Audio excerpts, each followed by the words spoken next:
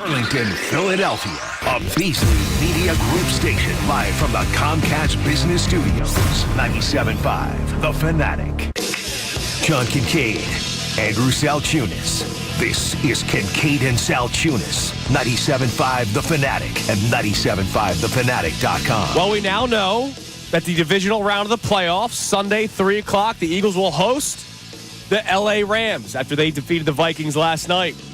Whether it was the Vikings or the Rams, I told you, bring them on. I feel that way today, but we'll discuss it. Hope so. How are the people feeling today, Johnny? Because yesterday was weird. It is Kincade and Salciunas here on 97.5 The Fanatic. This is Kincade and Salciunas. This playoff game against the Green Bay Packers, the Eagles' defense, there's a reason why they're the number one ranked defense in the NFL. Somehow Hurts is going to take all the bullets. Regard Jalen Hurts for one thing, the idea that he protected the football. I will take that above all things. Kincade and Salciunas. John Kincade, Andrew Salciunas. 97.5 The Fanatic and 97.5thefanatic.com. And a good Tuesday morning, Philadelphia. I'm Andrew Salciunas alongside my man, John Kincade. Johnny, good morning.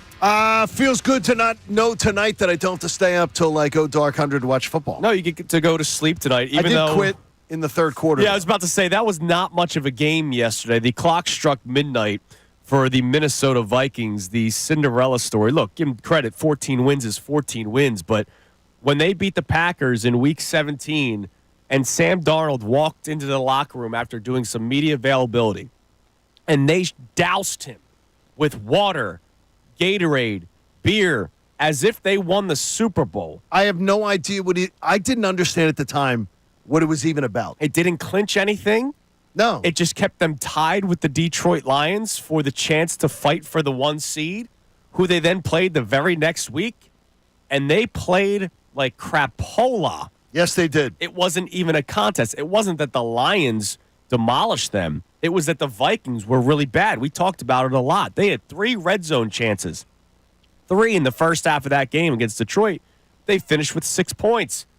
And then yesterday against the Rams, it wasn't a contest. So now we know the L.A. Rams will be coming here on Sunday for the 3 o'clock divisional round matchup in which the Eagles will be hosting. So, John, we did the show yesterday, 4 hours of it. We did a little YouTube hit afterward as well, kind of reacting to the show.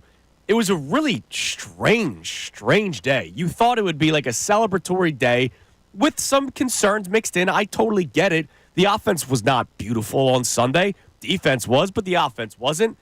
But, John, I thought it would be a little bit more of a celebratory day than it was. I actually went home yesterday, and I was sort of disappointed in the whole day. Because I got in the morning, and I wake up and I say, damn, you're 3 wins away from a parade. Yeah.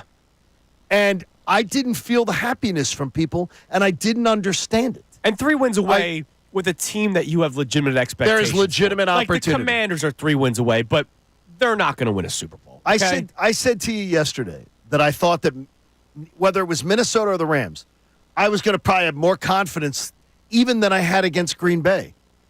And now we see the Eagles open up as heavy favorites, and I still feel like people are waiting to be joyous. Yeah. They're waiting to enjoy this thing. Look, these don't come. There's a chance you go through a 3-4 year stretch where you don't see a playoff win. Right. The Commanders fans just went through 20 years of it. We've never really seen that in our lifetimes. No, Connor you and spoiled brats us have not. 30-years, us millennials. Yeah, you we've spoiled been brats have not. We've been very, very spoiled. But it sort of disappointed me. And it was a weird day, man. So I'm hoping that today we start to feel a different vibe. And certainly we did nothing to contribute to, oh my gosh, feel bad about it. So I don't understand where it comes from. The media wasn't stirring any pots, or at least this show was not stirring any pots. We were not trying to make pots being stirred yesterday, which made no sense. But we were not trying to fear monger. We were talking about how the Eagles won. The defense was dominant. The offense left some things on the table. We expect the offense to get better. Jalen Hurts hadn't played for pretty much 3 straight weeks. He played 1 quarter against the Commanders, then missed 2 straight weeks. And, of course, there was a little bit of rust. Maybe there's rust for the entire offense after not playing in Week 18. Who knows? But this show is confident that the offense bounces back next week. Yes. So, now that we know the opponent, now that you know it is the L.A. Rams, I don't know if the Vikings or Rams, if people actually really had a preference. I know we talked about it yesterday. I don't think it was as one-sided as any of them. Like, when we found out it was the Packers, there were people that started freaking out. Oh, yeah. Freaking out. Because they wanted the Commanders. Like, that seemed to be. Right. And it looked like the Commanders was a collision course for a while.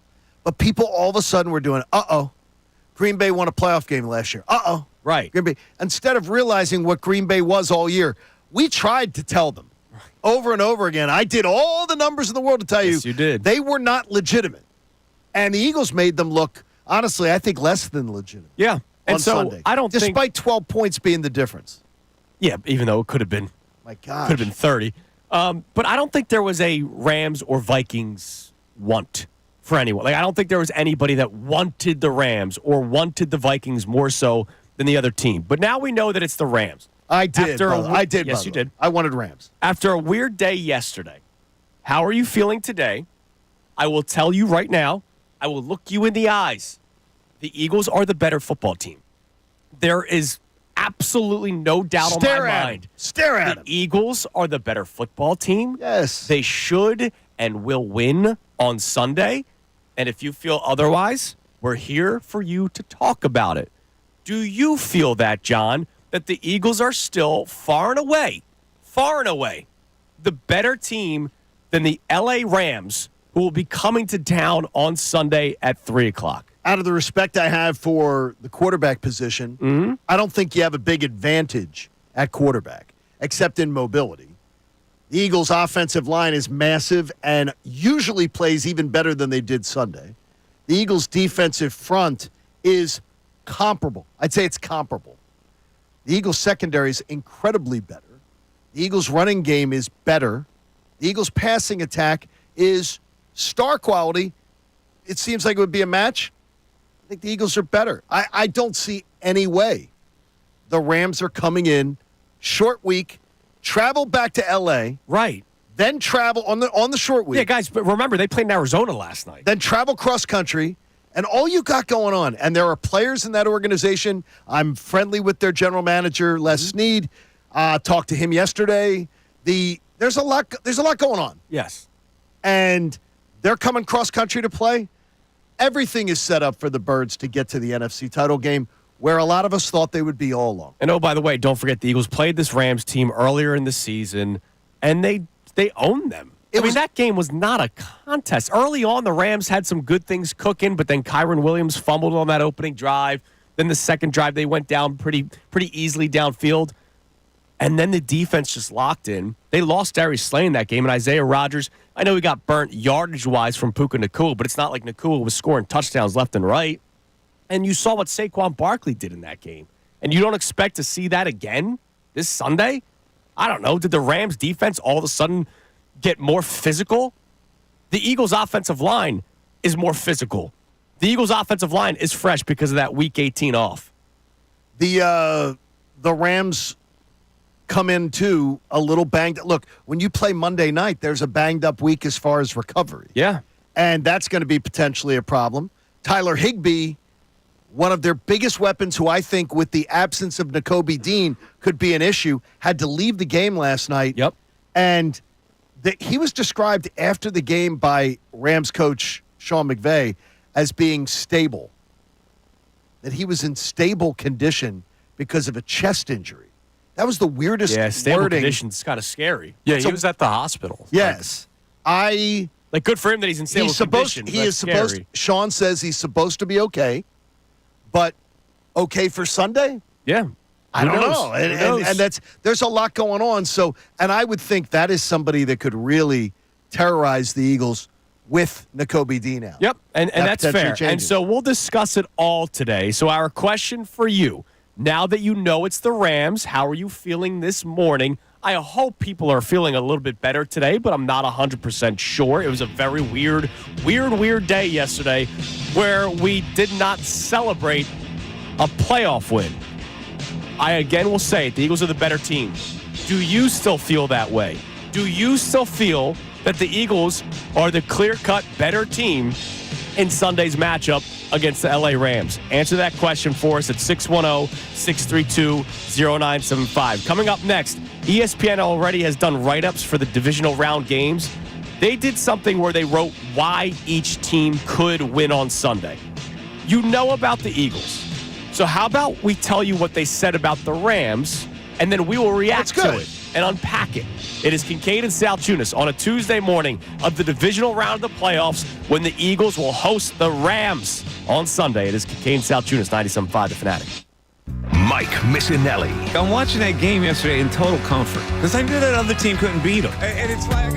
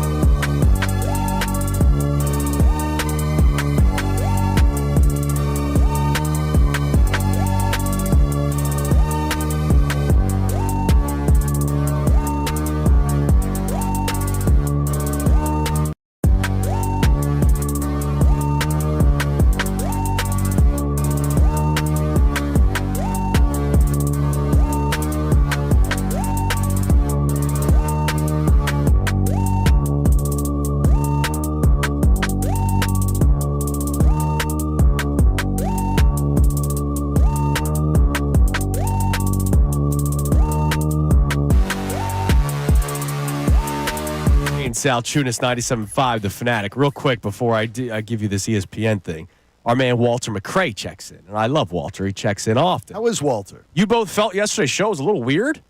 Your show had the negative, nervous undertone about the Eagles all morning. Did you listen to a freaking second No. of the show yesterday? No, he didn't. Do not lie. Walter, seriously, you're full of crap. Oh, my What God. are you talking about?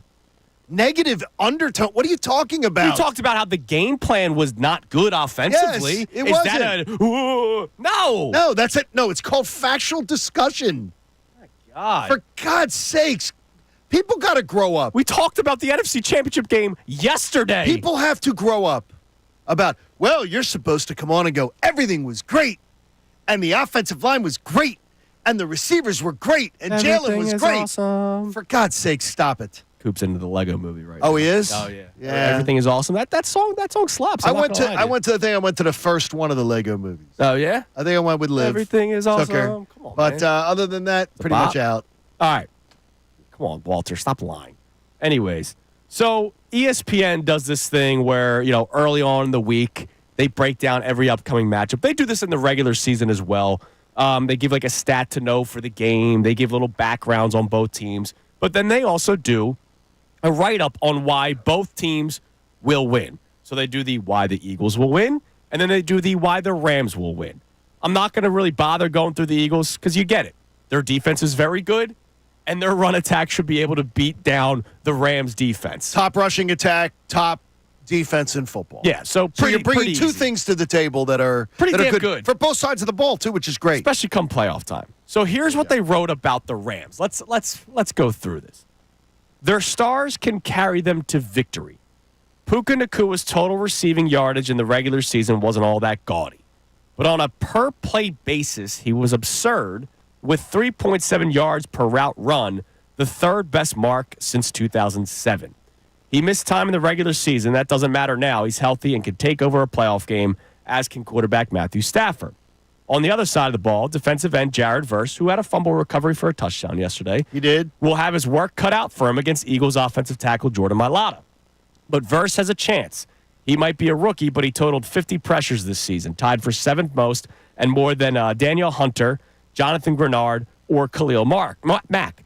Verse and defensive tackles Kobe Turner and Braden Fisk are capable of putting Hurts under duress, especially because he holds the ball for 3.14 seconds on average, second most among qualifying quarterbacks. So basically what they're saying is Matthew Stafford and Puka Nacua can take over a game offensively, and the defensive pass rush for the Rams could be dominant. I don't believe that Matthew Stafford and Puka Nacua can take over a game against this defense. The number one ranked Can defense. Can they take over a game? Maybe against half the league? They could. They can't. But can they be effective against this team? Absolutely. They can. Like I don't expect them to score 10 points. No, I do not. Like the either. Packers scored 10 points on Sunday. So that I means don't the either. Eagles' offense has to be better. But when they're talking about pass rush, all right, legitimate concern. I have the best offensive line in football. And oh, by the way, this game screams run the football. Like it's No, this does. it Especially just totally screams it. well, you have a running back that went for 250 last time. Yeah. I mean, seriously. So 250. I mean, you can't be dumb. So it's great that they're giving you all these pass rush numbers for the Rams' sake. But, man, if you're running the ball 30 times this weekend, 30 to 35 times this weekend, Saquon gets 25 touches, 25 to 30, Kenny G gets his, I don't really think that second half of that paragraph matters. I don't think it does. I think you can't just say something about a team and not take into account the opponent that they're playing when you get to the playoffs. Absolutely. If you were doing a Rams season in review, you can. Yeah. So, But you can't when you're breaking down the matchup. Eagles are the better team. Do you still feel that way? Do you still have that confidence? The confidence that I think a lot of people had all season long. Whenever we would say something critical, people would get upset. But now all of a sudden, after the playoff game against the Packers, there were a lot of people that were down yesterday. Are you back to that confidence? We'd love to hear from you. 610-632-0975. Coming up next, we'll talk more about Jalen Hurts from Sunday. A performance that should be talked about, the offense, not just Jalen Hurts. But a lot of you Eagles fans made it about Jalen Hurts. We'll discuss that next. People will either be put at ease or freaked out more. It's Kincade Salciunas, 97.5 The Fanatic. Fanatic Sports update. A rematch with the Rams. I'm Connor Thomas. The Eagles now know their playoff opponent for the divisional round. The Rams cooked the Vikings last night, 27-9 the final, setting a rematch with LA at the Lynx Sunday at 3 p.m. The offense for the Birds has some room to improve in the next playoff game, but Nick Sirianni has a lot of faith in his QB, as he stated his day-after press conference yesterday. What I was so impressed by with Jalen, is he going to want plays back? Of course. In pressure situations when he needed to have extreme focus and lead us down the field to score, he did. It was announced yesterday, though, that Nakobe Dean is done for the postseason, a torn patellar tendon, his injury. That's a big loss. Oren Burks will be filling in that spot going forward. The Flyers had a nice comeback win over the Panthers last night, a 4-3 W. They saw Noah Cates net 2 goals. They'll play Columbus in Columbus tonight at 7 p.m. That game you can hear on our sister station, WMMR. The Sixers play the Thunder tonight at 7 p.m. That game is live right here on 97.5 The Fanatic. No Joel Embiid again in this one due to his foot sprain and some other NFL news. Mike McCarthy out as the Cowboys head coach, rather. Jeff McClain of the Inquirer joins us coming up at 8:10. This update is brought to you by Bradford White Water Heaters. When you need a new water heater, choose one that's built to be the best. Choose Bradford White. I'm Connor Thomas for the home of the Sixers and Flyers, 97.5 The Fanatic. Bill Colarulo. When you are able to go into a playoff game and win, that's all that matters. He has a lot to say about sports in Philadelphia. You saw it yesterday. They held the Packers to 10 points. That was a top 5 offense. I know it didn't look like it, but you were watching a top 5 offense for the Green Bay Packers that this Philadelphia Eagles defense just completely shut down. Listen to Bill weekdays on the Mike Missanelli Show, 10 a.m. to 2. 97.5 The Fanatic and 97.5thefanatic.com. At Fisher Investment.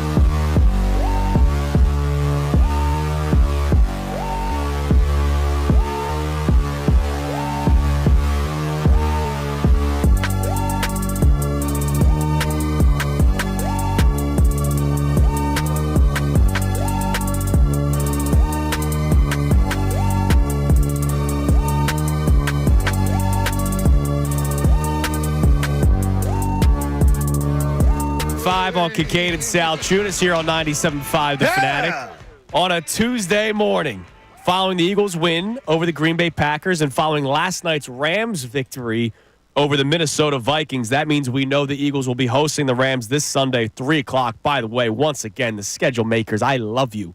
4:30 last Sunday, 3 o'clock this Sunday. Beautiful. Morning show hosts and pregame show hosts really appreciate the way that this schedule's worked out so far in the playoffs. Absolutely. I It's don't need working this well. 8 o'clock nonsense, all right? I like going to bed. I like closing my eyes before 10 o'clock at night. All right, the 4 a.m. alarm does a little damage to you every once in a while. So, NFL schedule makers, I thank you. All right. Please. So, we've talked about it a couple times. Yesterday was a very, very odd day. Talking about the Eagles' win over the Packers. There was a lot of hate. I'll straight up say it, hate, thrown toward Jalen Hurts. It wasn't even criticism from a lot Oh, of people. Really? Yeah, I hate dude. that. I hate the hate word. I think Dude, it's when like a guy texts in yesterday and says he stinks, or when a guy texts in and says they won the game without a quarterback, that's straight up hate. See, I just write that's that somebody, as just... No, but that's somebody that already has an opinion on Jalen Hurts. When they win, he probably keeps his mouth shut. Oh, yeah, And yeah. when they win or lose, but they win because Jalen Hurts maybe didn't have the greatest game, they're the first person to text Connor on the show the next morning and talk about how they need to start thinking of other options. Yeah, there are Hurts haters out there. Yes. They were out a little bit yesterday. A little bit. Seemed like every message we got little bit. yesterday. A lot. So- which just shocked me. So let's talk about it a little bit more now that we have, drum roll, more information. Okay, we got a little more information. Okay. We have a little bit more information. I understand it. Sports is all about reacting, right? As soon as a play happens, got to go on X. Got to tweet out my thoughts. I get it. Sports is all about reacting. That's the beauty of this job. We make a living off of it. We watch, we react, we talk about it. But sometimes we react before we get more information, necessary information. So yesterday, our man Dan Orlovsky, who has come on this show a couple of times, and we always appreciate his time. He does a great job Sure. at ESPN, right? Don't always agree with Dan. That Argue with doesn't him mean he sometimes. stinks, Correct. right? Yes. We just might not agree with him, but he's very good at what he does. So yesterday, he did a film breakdown of the Eagles against the Packers. And he went through the routes run by A.J. Brown, Devontae Smith, Jahan Dotson, Dallas Goedert, and he highlighted 6 plays. Now, people might sit there and go, well, 6 plays doesn't sound like much. I was going back and forth with somebody on social media about this yesterday. What does 6 plays matter over a course of a game? Well, when Jalen Hurts is only dropping back 21 times, 6 plays. 6 plays matters. That's almost 33% of his dropbacks. No question. 21 pass attempts is not that much. So the 6 plays that Dan Orlovsky highlighted were plays in which Jalen Hurts did not complete a pass. He had 8 incomplete passes. So that means 6 of 8. My math tells me that is 75%. Those plays, not a single receiver was open. Did you see, and I hope people saw it yesterday, because I think people don't want to believe it, that A.J. Brown, there's something wrong. Yeah, the knees bother him. He doesn't have not- that same burst. He couldn't get open. No, Right. he couldn't get open. Right. And Jalen's not going to throw it into highly contested windows. Which is I what we're asking celebrate, for. which Right. in the beginning of the season, weeks 1 through 4, the 2023 season, he was throwing it into those contested areas. And what was the problem? Turnovers. And what did we beg him to limit? Turnovers. Right. What did he not do on Sunday that Jordan Love did 3 times? Turn the ball over. How about Sam Darnold last night? How about Justin Herbert on Saturday? I mean, seriously, it's this is what happens. So- Do you want your quarterback playing safe and smart? Yes. Every possession Double down. in the playoffs matters. So Jalen Hurts did not do that. So it does matter that just 6 plays, not a single guy was open. And I imagine if Dan Orlovsky wanted to post a longer video, maybe not even on the passes where they were completed, other guys weren't open. Again, A.J. Brown had 1 catch. So that means he wasn't open a bunch of times. Because let's face it, Jalen Hurts looks at A.J. Brown first every single time. He stares him down sometimes. So for A.J. Brown to come away with just one catch in a game means he probably wasn't open. And that is what you heard from Andrew DiCecco yesterday. I talked about it beforehand, not the football guy he is, but I flat out said it. He wasn't open. You get honorary football guy. Okay, for that note one. For that it one. was not. He was not open. So here's Nick Sirianni after yesterday during his Monday press conference, because I want to play this because there are a lot of people that pin this all on Jalen. Said this was the Jalen Hurts game in terms of why the offense wasn't looking good. It was all on Jalen. Here was Nick Sirianni yesterday saying that there are multiple factors as to why the offense struggled. One thing that was very clear yesterday is that, when you get into these games and you get into a playoff game, you're going to have things go against you, and you're going to be like, man, if we could have made that play, or if we could have done this better as coaches, or whatever it is. And the reality of the situation as you get into the playoff football, you're not going to pitch a perfect game. You're not going to have a perfect game. There's going to be things that team does to create mistakes. And that's why it's so important that you're able to play the next play. Why did we not have our best game as an offense yesterday? That's never going to be, it's on this or it's on that. There's always going to be different things. So as coaches, we have to do a good job of putting the guys in positions to succeed. And then we have to go out and execute. And so it's always going to be that. And so, and that was the case yesterday. We got to do a better job as coaches, and then we got to go execute better. You know what they weren't doing, though, Andrew? Something you and Connor, I know, both advocate for to happen 10 times a game. That quick slant to A.J. Brown? Yeah. They weren't even attempting it. You can see by the patterns, they weren't even trying to do that. Right. And to me, I would think if his knee's a little banged up and he's not 100%, that would be something you'd try more. Maybe I'm off. Maybe somebody will say, nah, John, you need that initial burst to be able to make that play Unless work. they're worried about the cut. Once that's you what cut, I'm wondering. maybe the knee gets banged because up. It's weird that they weren't even running it. Yeah. Which is crazy to me. It is crazy. And the thing is, I was talking to somebody yesterday on the phone, and he was really worried about how bad the offense looked on Sunday. And I also made the point. I was like, listen, you can also sometimes give credit to the opposing team. Nobody was open, not because AJ and Devontae were walking.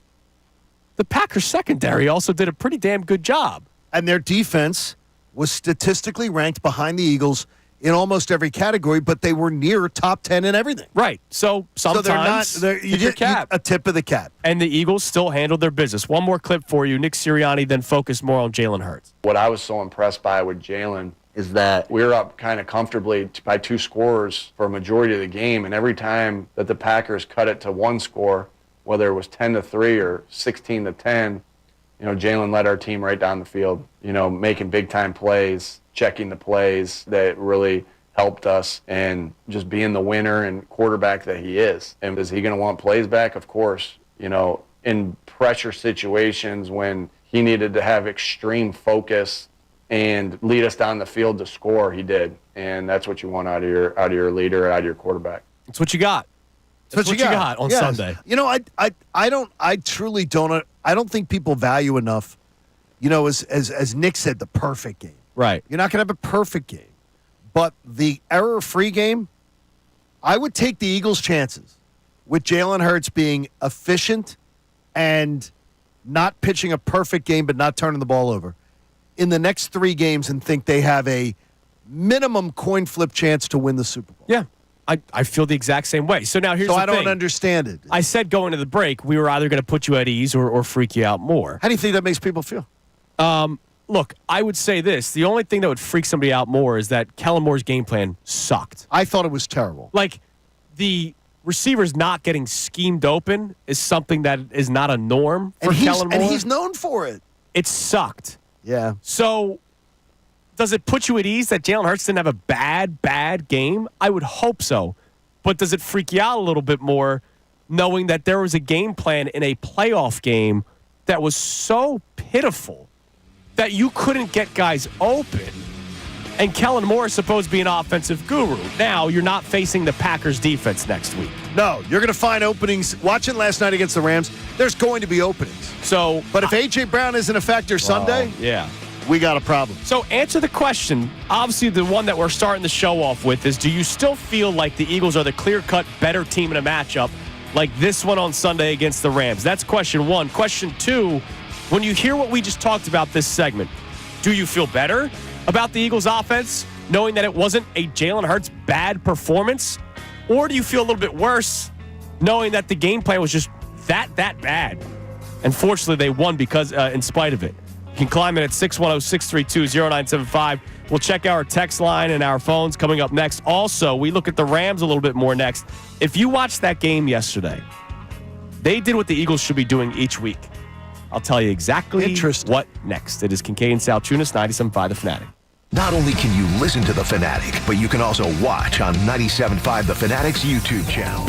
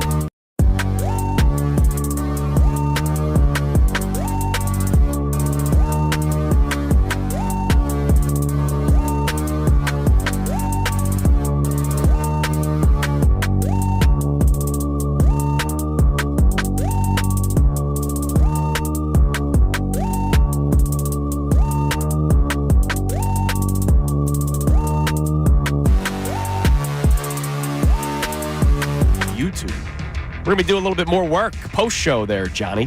A little more content. Just going to hang out after the show. We get mic'd up.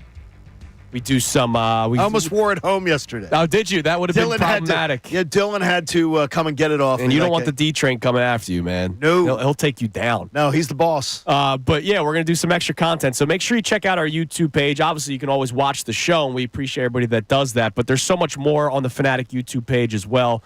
All the interviews that we do, but also some off-air stuff, some fun that we have behind the scenes here at 97.5 The Fanatic. So make sure you search the Fanatic on YouTube and like, subscribe, all that kind of stuff. Haley makes us look good too. Yes, she does. She there's some Haley. Not hard for us. Well, exactly. Best looking show in local radio, Some are I would say. Wouldn't you say far and wide? Yeah, if you don't count that studio. That's very good. Listen to Miles Teller in there. Come on, man. God's sake. You still got the mustache over there? Why does every mustache have to have a story or a comparison? You got to get rid of that thing. Standalone dude. mustache. It's just freaking me out, man. When did it all start? I don't know, like The 4 summer weeks of Miles ago, 3 weeks Teller? ago. No, the summer of Miles Teller. Listen, I'm not shaving it. The Eagles are in the postseason. Sorry. Okay. Deal with it. We got look. Bill already proved there was no jinx to him shaving. Maybe his for Bill, this mustache is more powerful than his beard. head. There you Just go. like your shirt, the Phillies season. Have you well, burned that thing yet? 95 wins from that shirt. There we go. Yeah, 95 degrees of stank, too. All right, so I told you last segment, there's something that the Rams did yesterday that the Eagles should be doing every single week. And that was their offensive passing game yesterday. Quick, creative, and not reckless. Now, the not reckless thing is exactly what the Eagles did on Sunday. Jalen Hurts was not reckless. But a lot of these concepts that you saw last week, we talked about Jalen Hurts and how he held on to the ball too long. He did. They also seem to be very slow developing plays. If you watched the Rams game yesterday, Matt Stafford was getting the ball out quick. Now, part of that is him as the quarterback. And look, he's been doing it for a long time. But some of it is also the game planning and the offensive mind that Sean McVay has. It's great to have quick receivers like Cooper Kupp and, of course, now the young rising star in Puka Nacua. But that was all their offense yesterday. A couple of deep shots downfield. So I have their 10 longest plays from yesterday. They had 4 plays in the 20s, a 29-yard pass, a 27-yard pass, a 23-yard pass, and another 23-yard pass. And one of them was like the first pass of the game. Right. And Right, these were shots downfield. Very aggressive. The rest of the game, it was catch and run. Yep. Catch and run. It was Because they had the lead. It was curl routes. It wasn't shot like their explosive plays yesterday happened, like you said, early on. The rest of the way, the longest play was a 29-yarder in the third quarter. The other 3 that were 20-plus yards were in the first quarter. The rest of the game, it was just, hey, let's get the ball out quick. Let's keep the ball moving until this Vikings defense can stop us. Oh, the Vikings bring a lot of pressure? Okay, let's get the ball out quick so that they can't get to Matt Stafford. So when I read to you earlier in the segment that the Rams' MO on defense is getting to the quarterback, what should Kellen Moore do? All right, let's design some plays where Jalen Hurts is getting the ball out quick when they are passing the football. And that's exactly what they should do almost every single week, but they should definitely do that on Sunday. And they're going to do what they did last time with Saquon, is that when the Rams sell out and are ultra aggressive, they have to be willing to, hey, little quarterback draw. Let that run right at them with Saquon.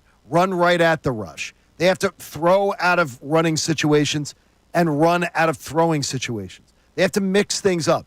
Sean McVay's offense is deadly when they're up by 2 scores. I don't think it's that deadly when they're in a 1-score game or a tighter game. Right. When he gets up when they were up 10-0, I was like, oh, this is trouble. Right. Because he loves the ball control with a controlled passing game, running game. Like, he wants to bleed clock because he wants his defense to feast. Right. He wants to keep the defense fresh to let them just attack the quarterback. And that's what they did all night long last night. And that's what the Eagles should do, man. I watched just plays yesterday, even their play action. And you mentioned it yesterday, John. You were very upset with the motion from the Eagles on Sunday. The motion was useless to me, and I did go back and check it yesterday. The Eagles' motion, pre-snap motion, other than giving Jalen Hurts a little bit of an idea about what the opposition defense is going to do, they don't use the motion for anything. Right. It's all decoy. Whereas yesterday's, decoy can be good. Like I saw a play. Well, it's all decoy. But it wasn't that successful Sunday. Right. Maybe that's just that game. I saw a play yesterday with the Rams where they basically faked a jet sweep and then Matt Stafford just quickly threw it to the guy on the other side of the field. Right. And they picked up 8 yards on it. And That's all. Like the slow developing sweep plays that this Eagles team runs, the slow developing wide receiver screens. Sure. They need. I mean, I think I said it in week 6. They need to go out the window. They need to be blasted into space and obliterated. Right? Go through Brian a Westbrook's meteor not shower. here. Right? Exactly. The Eagles. This Eagle. How many times have you heard me say this, guys? I have not seen the Eagles run a successful screenplay. I don't think they have in 2 years. And you have in 2 years. And you got one of the best offensive lines in football. Yeah. And you can't execute. It's been 2 years since I've seen a successful screenplay And multiple offensive coordinators in that time. Yeah. 3. It's the weirdest thing. So get those out. But you can still run a creative play that's quick that gets you 8 yards. It doesn't always have to be for 30-yard pickups, especially with this offense. No. You get an 8-yard little quick pass, Chew and up it's the 2nd clock. and 2 with Saquon Barkley. Do you Come remember, on, man. Remember what they did the other day to the Packers offense with that little drop back by Jordan Love, quick out to the sideline to the tight end, and he gets 4 yards, so they're in 2nd and 6, 2nd and 5. The Eagles do that with their running game. They're going to control the clock for all game. 34, 35 minutes. All game. Absolutely. Absolutely. All right, let's hear from the people. 610-632-0975. Let's go to our man Bill in the Northeast. What's up, Bill? Hi, Billy. Hey, good morning, gentlemen. How we doing? What Hey, up, Bill? Oh, hey, listen, guys. So, John, you hit it right on the head, man. The slants weren't there because of A.J. Brown. So when you run slants, if you get tackled, you're getting tackled from behind most of the time, and that puts pressure on the knee. So I'm guaranteeing you that Moore knows this, and that's why those slants weren't in there. See, that's good insight, Bill. That's the only reason I could believe it. That's good insight from you there because when you run slants, I'm sorry. He's got something. Thanks- We're having thanks- some sort of yeah. a problem with your Sorry, phone Bill. there, Billy. Thanks for the We call, got brother. That's a great point, though. That's a great coaching point from Bill. You're running a slant. You're being brought down from behind most of the time, putting extra stress on the knee. Go big. If you go in and watch, and if anybody has NFL Plus, and you go watch the All 22, you'll be able to see it. They weren't even, and every other game you can see where they do at least attempt it, especially early on. First 2 possessions, they usually show it. For some reason, they weren't on Sunday. Yeah. I don't know what it was. Not 100% sure either, but maybe it's that I think knee. it's the he's not himself. He was not getting. A.J. Brown usually gets good separation is just a normal day. Right. Sometimes he gets great separation. Right. He was Absolutely. not getting it the other day. All right, so coming up next, we'll reset our topics on today's show. We have 2 of them for you. And then we'll check our text line for the first time this morning. Are the people feeling better today following a weird victory Monday? Do we now feel better knowing that the Rams are coming to town? Or does that make you feel worse? I don't know. Yesterday was so strange to me. I don't know where the people are going to be coming from today, Johnny. You can climb it at 610-632-0975. We have some good giveaways to give away as well today. I'll tell you about that coming your way next. It is Kincade and Salciunas on this Tuesday morning here on 97.5 The Fanatic. Fanatic Sports Update. Eagles know their opponent. I'm Connor Thomas, and the Eagles know who they'll match up with in the divisional round of the NFC postseason. It will be the LA Rams after the Rams took down the Vikings 27-9 last night. Comfortable win for them that sets up a rematch with LA at the Link Sunday at 3 p.m. The offense has some room to improve in the next playoff game, but Nick Sirianni talked yesterday about the faith he has in Jalen Hurts. What I was so impressed by with Jalen, is he going to want plays back? Of course. In pressure situations when he needed to have extreme focus and lead us down the field to score, he did. So we'll see if Hurts can continue to do that. Nakobe Dean, it was announced yesterday, is out for the playoffs with a torn patellar tendon, a big loss for the Birds. The Flyers had a nice comeback win over the Panthers last night, a 4-3 victory. Noah Cates 2 goals in the game. They'll play Columbus tonight at 7 p.m. That game you can hear on WMMR because the Sixers play the Thunder at 7 p.m. That game will be live right here on 97.5 The Fanatic. No Joel Embiid again in this one due to his foot sprain. We'll talk to Jeff McClain of The Inquirer coming up at 8:10. I'm Connor Thomas, and this update is brought to you by Electrical Workers Local 269 and the Electrical Training Alliance, the International Brotherhood of Electrical Workers Local 269. Will be accepting applications starting January 1st until March 31st at IBEW269.com. Well, I'm here for the home of the 76ers and Flyers, 97.5 The Fanatic and 97.5thefanatic.com. Vacation? Business trip?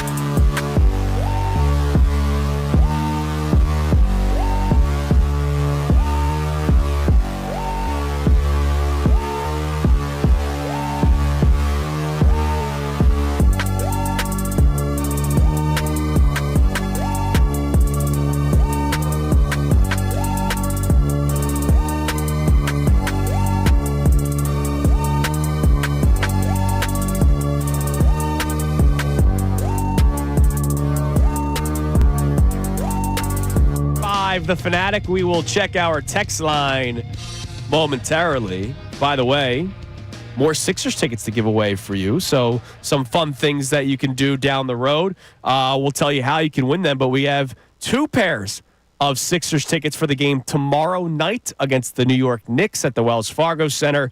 Single game tickets are on sale at Sixers.com. Of course, the team that unfortunately knocked out the Sixers from the playoffs last year. So a little rematch of the playoffs tomorrow night at the Wells Fargo Center. We'll let you know throughout the show today how you can win them. Of course, Jeff McClain's going to be joining us coming up at 8:10. We're excited for that, as we are every single week, talking birds with our man Jeff. All right, so our 2 topics today. We'll check our text line in about 5 minutes, and you can climb in at 610-632-0975. We now know that the Eagles will be playing the Rams on Sunday, 3 o'clock in the divisional round of the playoffs. How are you feeling now that you know it is the Rams, right? Yesterday was such a strange day, John, where it really wasn't. We came in here sense. ready to celebrate, but obviously point out the frustration of the offense, the struggles of the offense. But none of us were coming in here hitting you over the head with a hammer saying that Jalen Hurts stinks or stunk in that game. Just it wasn't a great performance all around by the offense. And that was a hard concept for a certain group of fans to understand, that it wasn't all on Jalen. There's just I think you guys use the word hate. I hate that, the hate. I understand. Because to me, it's like hate. You're just critiquing somebody, but these people come in with critique. They already have it in the chamber. Right. Sometimes it's not even critique. It's ready to go. Yeah. And they're just waiting to just unleash it on you. No matter what Jalen does, they're just going to call him out. They're going to say, look, he's not what they want him to be. Right. I don't know what they want. I guess they want – do they want Mahomes? Because Jalen had a better year than Mahomes. How about Justin Herbert? How did he play? How did he play on Saturday? Yeah. He's always ahead of Jalen Hurts in all these lists. Oh, yeah. How did Justin Herbert play in his playoff game? Justin Herbert's just he's the second coming. Did Jalen Hurts do anything spectacular on Sunday? No. No, he didn't. Did he do anything to literally cost his team a playoff game? No, that's the key. Jordan Love did that. Jordan Love cost his team over and over in that game. So I mean, seriously. What do you want? So, are you still in the belief? Because I said it right out of the start of the show. John agreed. The Eagles are the better team on Sunday. They were the better team last Sunday. They will be the better team this Sunday. The Rams are not all of a sudden some sneaky good team. The Rams are who they are, right? You have a Super Bowl winning head coach. You have a Super Bowl winning quarterback. And you have a very good receiver in Puka Nacua. Your defense in L.A. gets to the quarterback. All of this is true. But at the same time, Kyron Williams, nice running back, not as explosive as a guy like Saquon Barkley. He's nice, and he was getting around the edge a little bit last night. And as great as that pass rush is for the Rams defense, are they stopping Saquon Barkley? Did they stop him earlier this year, John? Not at all. In fact, they got their backsides kicked completely. I mean, that was like a super ass whipping. Yeah, that went on. He ran all over him. So I am saying it. John is saying it. The Eagles are still the better team. Do you still feel that way? Do you still have that confidence where you can sit down and just go, yeah, I get it. Anything can happen, but the Eagles are the better team. I don't know, based off of yesterday's conversation, if people still feel that way. So we would love to hear from you on that at 610-632-0975. We also broke down the offensive game plan from Sunday a little bit more. We had Dan Orlovsky. There was one? Because honestly, I looked at it. It was like, the more I looked yesterday, watching it again, Geek Boy, I don't know what the plan was. No, it sucked. And so that's why I asked the question, knowing that the game plan sucked on Sunday. And it did. It did. It's been pointed out now by people that actually cover the film, right? Break down the film and aren't just doing it for hot take clicks, right? They're actually talking about the film, actually talking football. Now that you know that the game plan sucked and not just the quarterback, does that make you feel better that maybe the game plan can get better? Or does it make you feel worse that the offensive coordinator, who has gotten a lot of hype in this city. Yeah, thanks to me, and I take the blame. I take the blame. How does it make you feel that the offensive coordinator that gets all that hype can come into a playoff game and soil himself? No, he soiled himself. And I take the blame because nobody hyped up Kellen Moore more than I did. And I got to tell you, I'm sort of off the train. Not that I think he's terrible. Not that I think he's keeping them from winning. But I think he could be doing so much more. And I'm hoping that whatever they're nursing or whatever they're hiding with A.J. Brown is obviously something that's keeping him from being able to be as creative as he wants to be. I'll tell you this right now. I saw a couple people saying, oh, man, Kellen Moore could go to the Cowboys as that coach. I did Jacksonville radio yesterday, and they put up a thing after the interview, and they're talking about because he's going to interview there with them too. Yeah. And I said, I don't consider Kellen. I'm not worried if Kellen Moore goes to anywhere. I'm not worried about him coming back and haunting them as like, wow, he could have been your head. No, the coach. only thing you're worried about is Jalen now having to have another new offense. I'd be very worried about that. That's the worry, the Jalen worry. But I don't think Kellen Moore has done anything this year that's been like, wow, this guy is Ben Johnson, right? This offensive guru. So we'd love to hear from you, 610-632-0975. I think he's going to end up in Dallas, by the way. Yeah, I think Signs Point. I think they love him down there. Even though you keep hearing this Deion Sanders stuff. Or Jason Witten. Yeah, Jason Witten would be an interesting hire. Dallas doesn't know what they're doing. You know what? No, Like, but you know got what no Jason clue. Witten is? It's Dan Campbell. And Jason, guess what? I take that. Far more polished Dan Campbell, though. But it's Like it's the. But it is, though. It's what you're saying. He bleeds this team. He's going to do whatever he can for this team, and he's going to do whatever is best for this Patriots just did it with Vrabel. Yeah, I mean, absolutely. there are other teams doing it. It could be a new trend. Rex Ryan talked about it months ago that maybe teams should start doing that. Now, I think he was doing that for himself. Oh, yes, he was. That teams should start hiring guys that will, do blood, sweat, and tears for this team.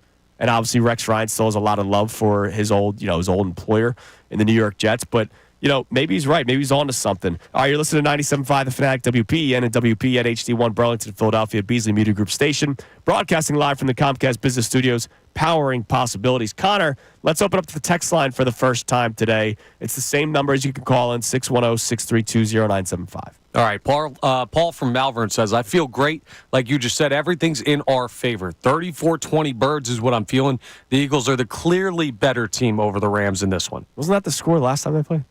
37-20. 37-20. Same type of that. And remember, 37-20 with a touchdown within the 2-minute warning in mop-up time for the Rams. Right, which you saw a couple of times. So it really this was year. not. It really wasn't that score. All right, so that's already better than anything we got yesterday. Did Walter hear that? I just want to make sure Walter hears that's positive. Yeah, because we were apparently we were the ones that were pushing the negative nervous I don't know where the undertone negative.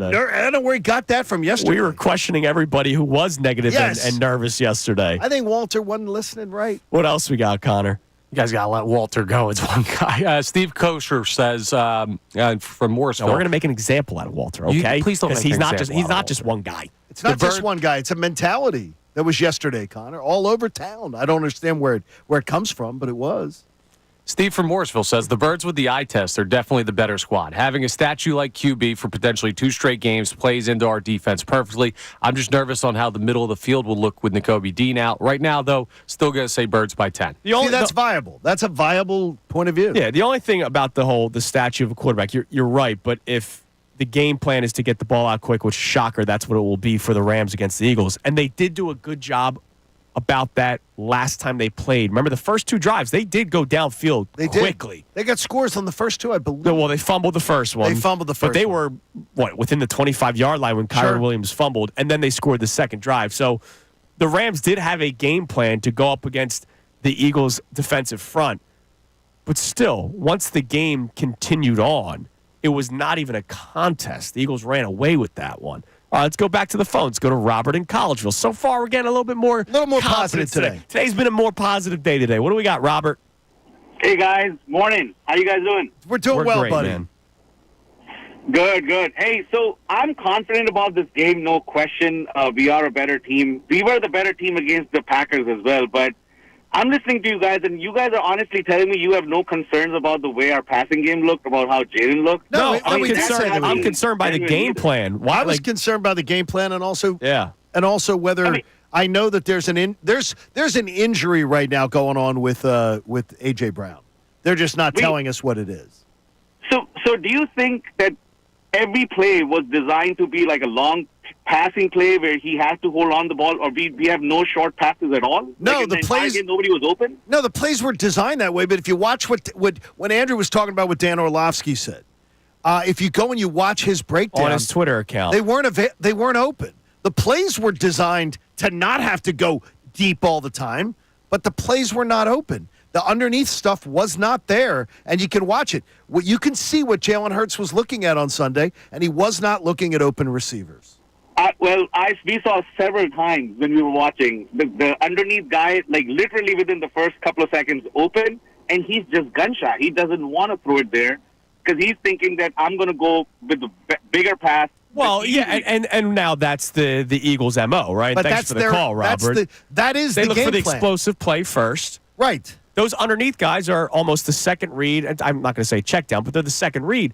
By the time that happens, quick in the NFL, the Packers did an amazing job defending the Eagles' offense on Sunday. They did. So sometimes, tip of the cap to the Green Bay Packers.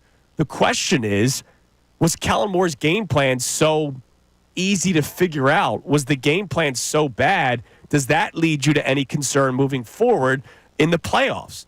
I don't think that will be a constant, but it showed its light on Sunday, and it was ugly against the Green Bay Packers. This was not a bad game by Jalen Hurts. It was a bad performance by the offense. Does Jalen Hurts get absolved of it? No, it was an average. An average game, would you say? Yeah, the entire Average, offense, it was a bad performance.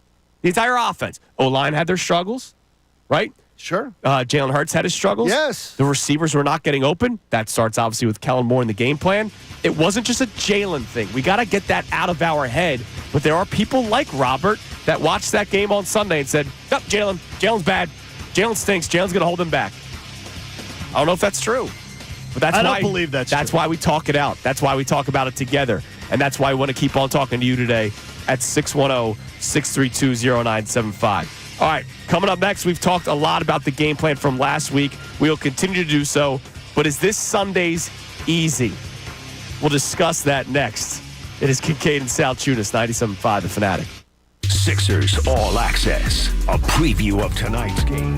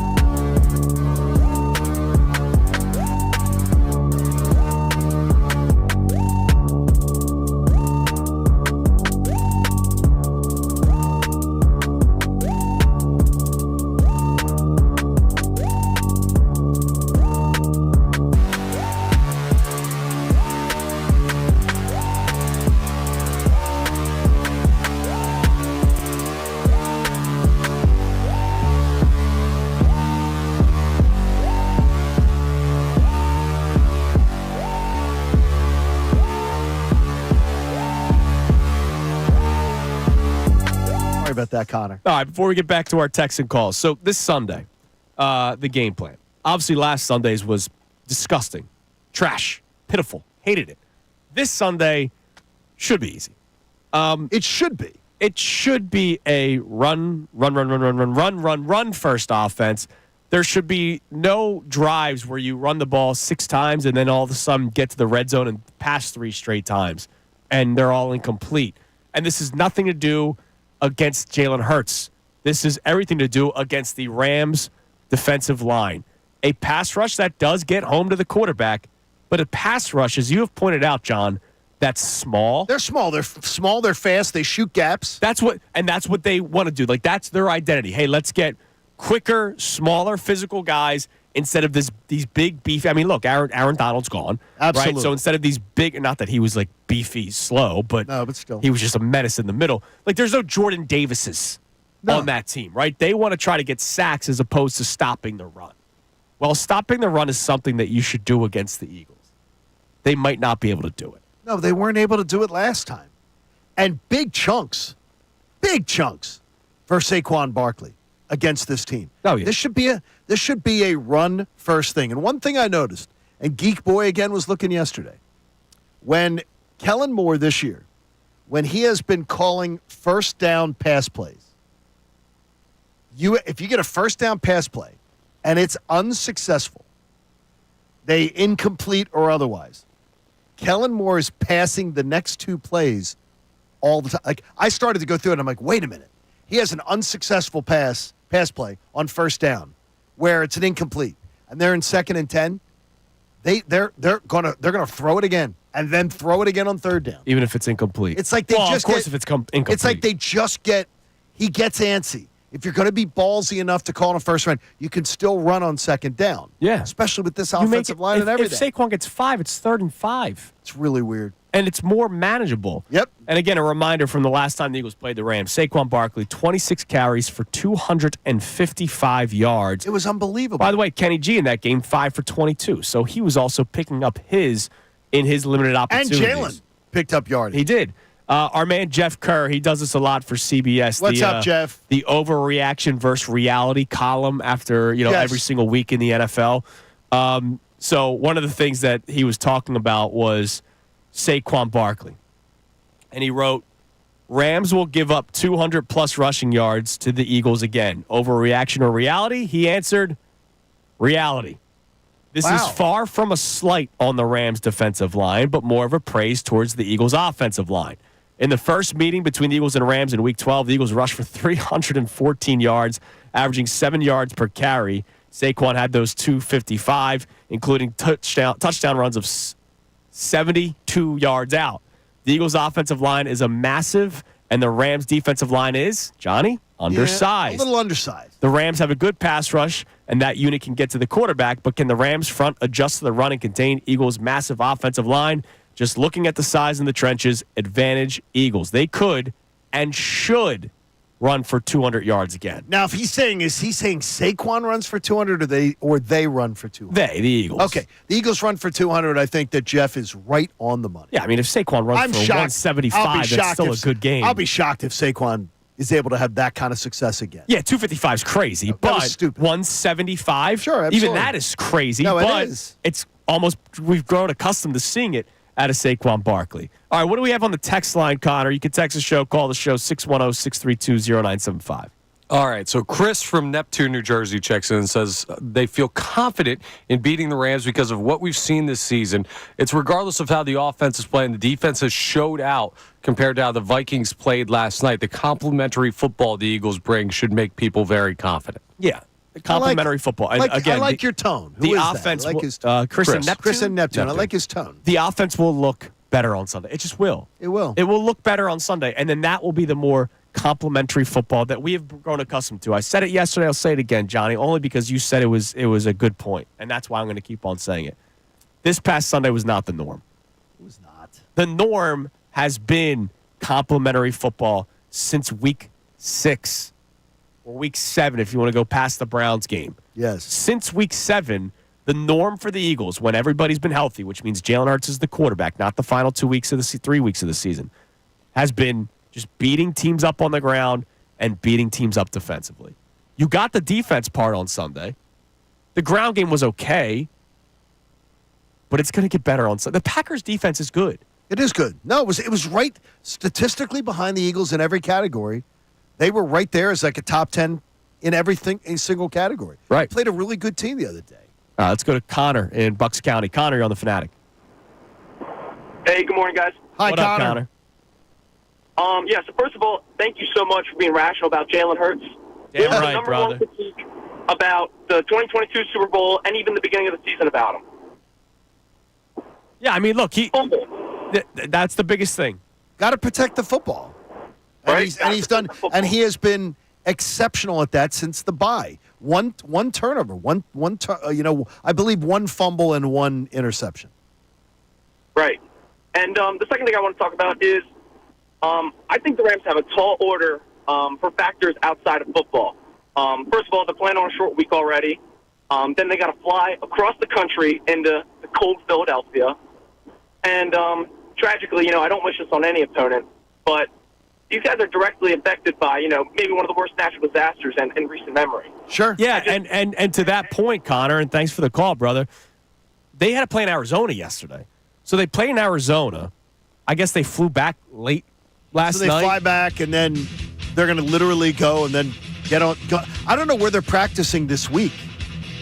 I mean, air quality's poor. It's Right. It's bizarre. It's a rough week for them this week. And again, our hearts go out to them. But Sure, absolutely. when it comes to the game, I mean, look, they play on a Monday night. They're flying back Monday night. They're trying to rest on a Tuesday. I guess today would be a full no-go for the Rams players. Well, no, they have to have a day off. Right. So, And then they're not going to start practicing until Wednesday. The game's Sunday. That's pretty quick for the playoffs, a turnaround like that.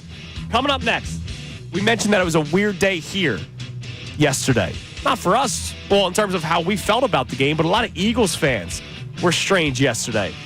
You can only imagine what the national media was saying about Jalen Hurts and the Birds. We'll play some clips for you coming up next, and we will react to it the best way we can. And our man, Shady. Come on, brother. It's Kincade Salciunas, 97.5, The Fanatic. Fanatic Sports Update. The Rams are up next. I'm Connor Thomas. The Eagles know their postseason opponent for the second round. The divisional matchup will be with the LA Rams, who beat the Vikings 27-9 last night. It will be a rematch with LA as the Eagles took them down earlier this year. This time it'll be at Lincoln Financial Field. Game Sunday at 3 p.m. And the Eagles offense has some room to improve in the next playoff game, but Nick Sirianni has a lot of faith in quarterback Jalen Hurts. What I was so impressed by with Jalen, is he going to want plays back? Of course. In pressure situations when he needed to have extreme focus and lead us down the field to score, he did. It was announced yesterday that Nakobe Dean is out for the postseason, though, so the defense does take a hit, a torn patellar tendon for Dean. The Flyers had a nice comeback win over the Panthers last night, 4-3 victory. The saw Noah Cates net 2 goals. They'll play Columbus in Columbus tonight at 7. You can hear that game on WMMR. Sixers play the Oklahoma City Thunder tonight at 7 p.m. That game here on 97.5 The Fanatic. No Joel Embiid again in this one due to his foot sprain. We'll talk to Jeff McClain of the Inquirer coming up at 8:10. This update's brought to you by Wendy's Breakfast. Freshen up your morning with Wendy's Breakfast like a breakfast Baconator. Ready for a fresh wake-up call? Gotta be Wendy's. Available at participating U.S. Wendy's. I'm Connor Thomas for the home of the 76ers and Flyers. 97.5 The Fanatic and 97.5thefanatic.com. Head coach Nick Sirianni on the Birds' win over the Packers. How about Devontae Smith and the toughness? He may not have that.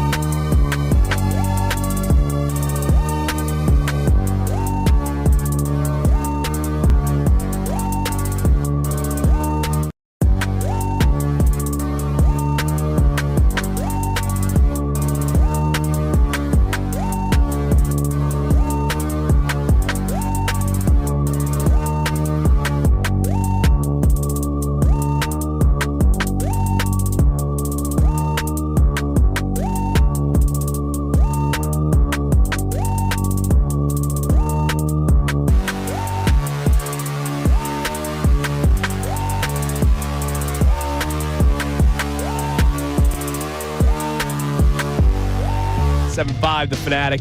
Again, thanks to our friends at Wawa for dropping off some great goodies. I just had the, this is called a glazed coffee roll, but it's a sticky bun. And No. Sticky bun is a different item. This is a different item? Yes, that's a coffee roll. That's a coffee roll, guys. Yeah, It's a it says delicious it's a coffee roll. I know, but I swear, sticky bun is different. They both taste the same, but they're both freaking amazing. There's no raisins. There's no nuts. The coffee roll has the raisins, the nuts. Well, it goes I mean, well the sticky bun. with my cup of coffee that I have. But yeah, these things are just absolutely. Dude, I got the apple fritter. If I it's dropped great. this thing on a rodent or maybe a small cat, it would kill it. It's that big. It's that heavy. It's a great breakfast. Yeah, but you would still eat it. Oh, well. You would pick it up off the rodent and still eat It it. tastes amazing. I'm just saying, if you get this, it's taking up like my whole desk in here. There's no better bang for your buck in the pastry Damn right. game. We love you, Wawa. Thank you very much. All right, so Johnny, yesterday was a weird day, as we Okay. mentioned. There was a lot of strange reaction from Eagles fans, despite the Eagles winning a playoff game. That one was what we were surprised by. What we're not necessarily surprised by is the national media's reaction. They were probably dying to have this conversation about Jalen Hurts and the Philadelphia Eagles.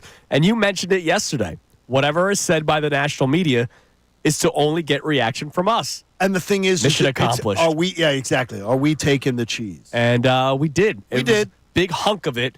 So we'll start with ESPN. Here was Stephen A. Smith yesterday talking about the performance of Jalen Hurts. Now, let me say this about Jalen Hurts. Jalen Hurts did complete his first 6 passes of the game. Here's what I'm concerned. You go damn near 2 straight quarters without a completion? You trying to tell me nobody was open for 2 straight quarters? In 2 straight quarters, nobody was open. Come on now. That a receiver, a receiving group, a receiving core goes 2 straight quarters without being open because Jalen Hurts didn't have a pass completed damn near 2 straight quarters. Now, the guy's got 17 touchdowns and 1 turnover over the last 13 games. His efficiency is not anything to sneeze at. We get it. But in the same breath, I don't know about that, Dio.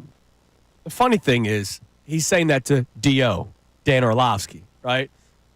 Stephen A. Smith, respectfully, all right, the guy is a legend, right? Guy's made a lot of money. I would love to be Stephen A. Smith, right?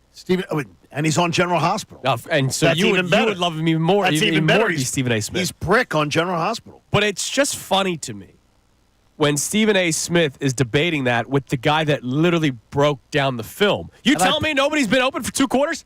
And I guess yes, I can. Yes, Yes, he told you when he laid it out. I have visual evidence. Like Dan Orlovsky can literally just be like, yes, I can tell you. That's exactly what Dan Orlovsky said. All right, after that. take a listen.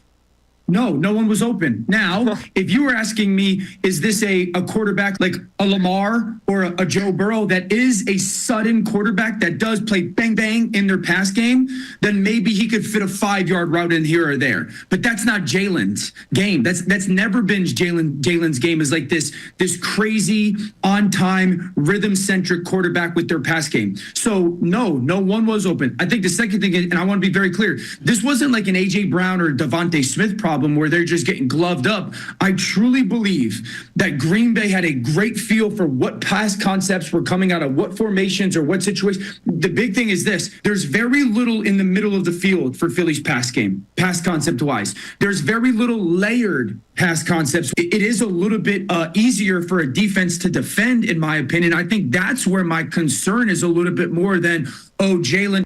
How many passes did Jalen attempt on Sunday? 21 passes. Okay. 9 times. And Shane Half did a great job on this yesterday. Saw these numbers. He was 7 for 9 when they had the quick pass routes and they called quick passes. Yes. He was 7 for 9 with the touchdown. He was 6 for 12 with 2 sacks and very bad when he was dropping back when it was going longer on the long dropbacks. Yeah. It's highly successful on the short passing route. Yet Kellen Moore's calling more of an offense that's not putting him in that position. That's not Jalen.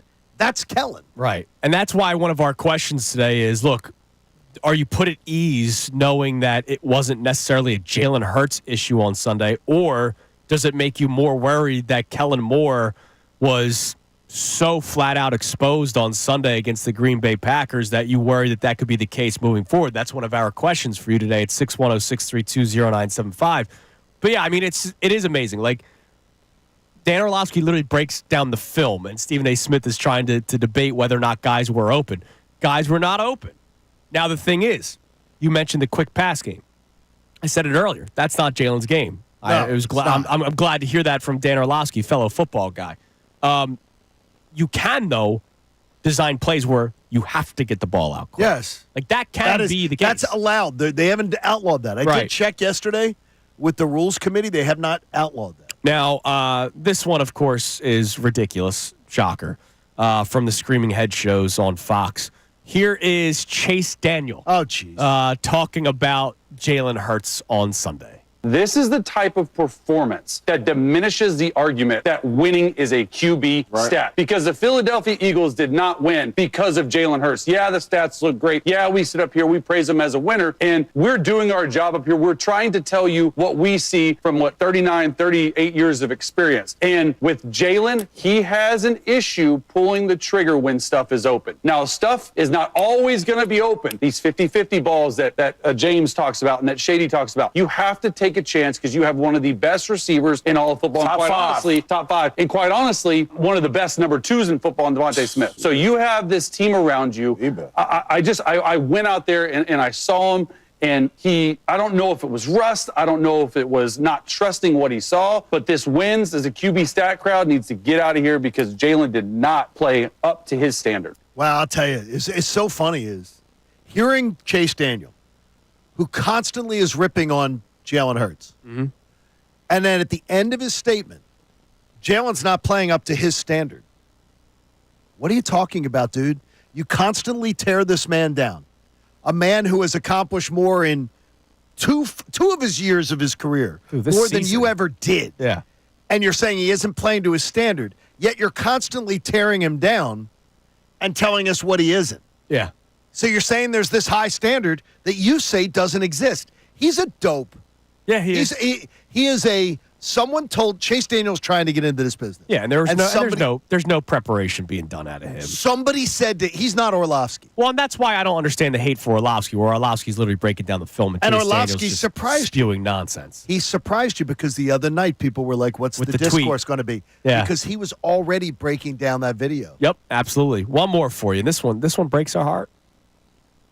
Jalen Carter don't want to give you everything because he don't have to because the offense is playing well. What are we talking about? If Jalen Carter had that attitude, if Darius Slay had that attitude, we don't win that game. Think about it, though. True. So we all got to do our job, but you don't? I used to think like that. Like, hey, we won the game. Why you care about? No. If them backup quarterbacks from my team, from my Eagles played, we smoked the Packers. Let me say it again. If the backup quarterbacks, because we don't talk about rust, them dudes don't even play. Backups don't get no chance to, knock their rust off. They got to go out there and play. Tanner goes out there and puts up. Come on. So that was LaShawn McCoy. And he's now saying if Kenny Pickett or Tanner McKee played on Sunday, they would have beat up the Packers. That's the dumbest thing that LaShawn McCoy has said. For God's sakes, Mike Missanelli said it, who has a master's degree in this town's obsession with backups. Yeah. He said it last week. Tanner McKee, are you freaking kidding me?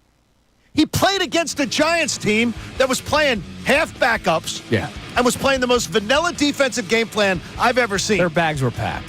For God's sakes.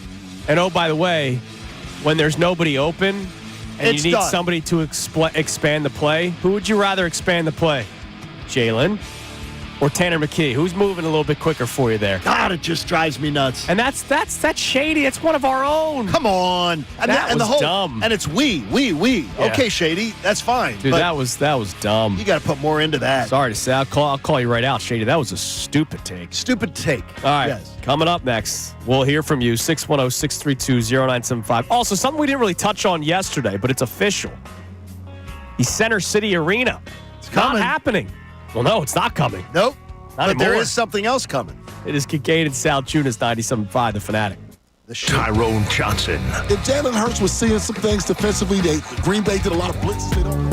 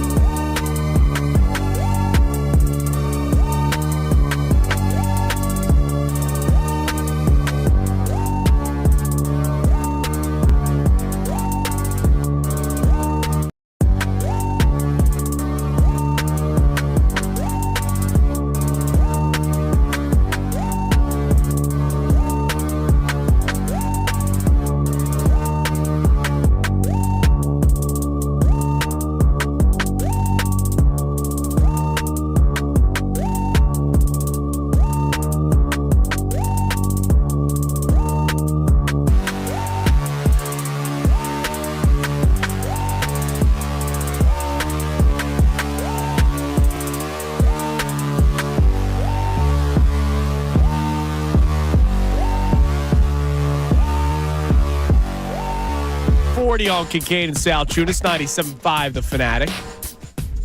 All right, Connor, give us a couple of texts on today's topics. And then, of course, we're going to touch on the new South Philly Sports Complex. The new look, I should say. They rebranded South Philly Sports Complex, but we'll do that in a couple minutes. What do we have on the text line there, Mr. Thomas? John V says, I have no concern about the divisional game against the Rams. I feel the same about this game as I did about the wild card game. Complete confidence and no stress. He's also not concerned about the Eagles' game plan this week. Says they always adjust. After a game with issues, the Eagles always seem to fix it. Yeah, my only thing with the game plan was, and I said this yesterday to you and Andrew DeCecco, Kellen Moore, something that he deserves a lot of credit for, has been his in-game adjustments that he's made all season long. Yes, exactly. Made none on Sunday. No, Sunday sucked. Sunday was a really bad, it was a bad day. You know, like the deep-rooted concern that people have of, is he going to be distracted because of the coaching interviews? I'm not saying that was the case, but, man, does that play to that narrative? Because that was his worst game. That was Kellen Moore. That was his worst game as the offensive game plan and offensive coordinator since maybe Tampa when they had no AJ Devontae and Lane Johnson. And he decided to throw the ball like crazy in the beginning.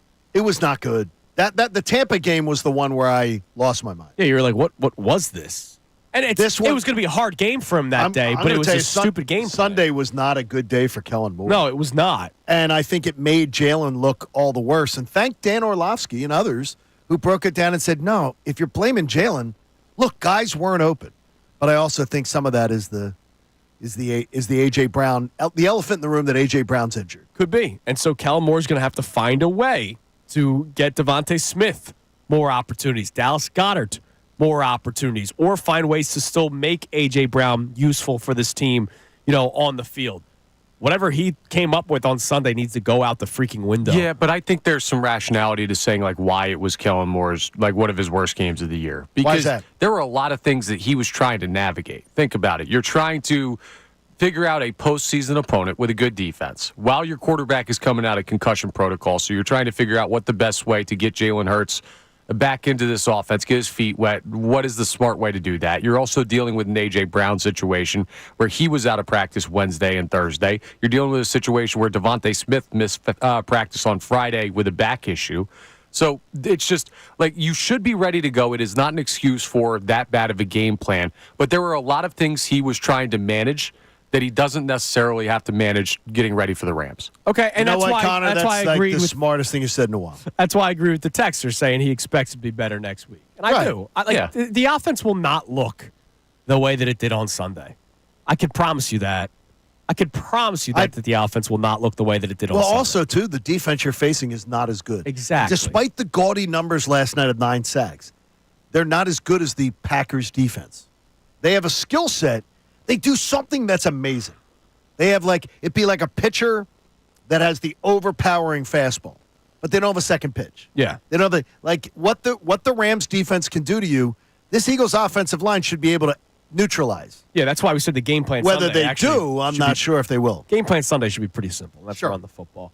All right, so Johnny, it was announced over the weekend that the stadium complex is going to be revamped as we've known, but it will now still include the Philadelphia 76ers. So I know you were open to it, but you weren't necessarily in favor of the downtown arena. I was open to it, but I really wanted it, and there's a reason why. And it's not just because it's cool that it's in the city. I wanted stuff around it. And so I'm okay with this happening, where the South Philly Sports Complex continues, as long as you promise me, right, whoever's building this, the minds that are going into this, as long as you can promise me that there's going to be stuff to do. Now, this is coming from someone who has left Philadelphia and has experienced other areas. You go to the National Stadium, just 90 minutes down south, there are things to do around that ballpark. Plenty of them. You go to Chicago. I went to see a Cubs game, Cubs-Cardinals in 2016. Tons of stuff to do. Wrigleyville is amazing. A bit of a mess, but amazing. How Boston? Yawkey Way is awesome. Was one of the coolest game day experiences that I had. My dad and I traveled up there. It was Red Sox Tigers, had nothing to do with the Phillies. It was a Father's Day gift from me to him. And we got there, I think, like 3 or 4 hours before first pitch. And we were able to kill 3 or 4 hours easily. Yeah. I like Xfinity Live. Have a lot of fun there when we do our pregame show.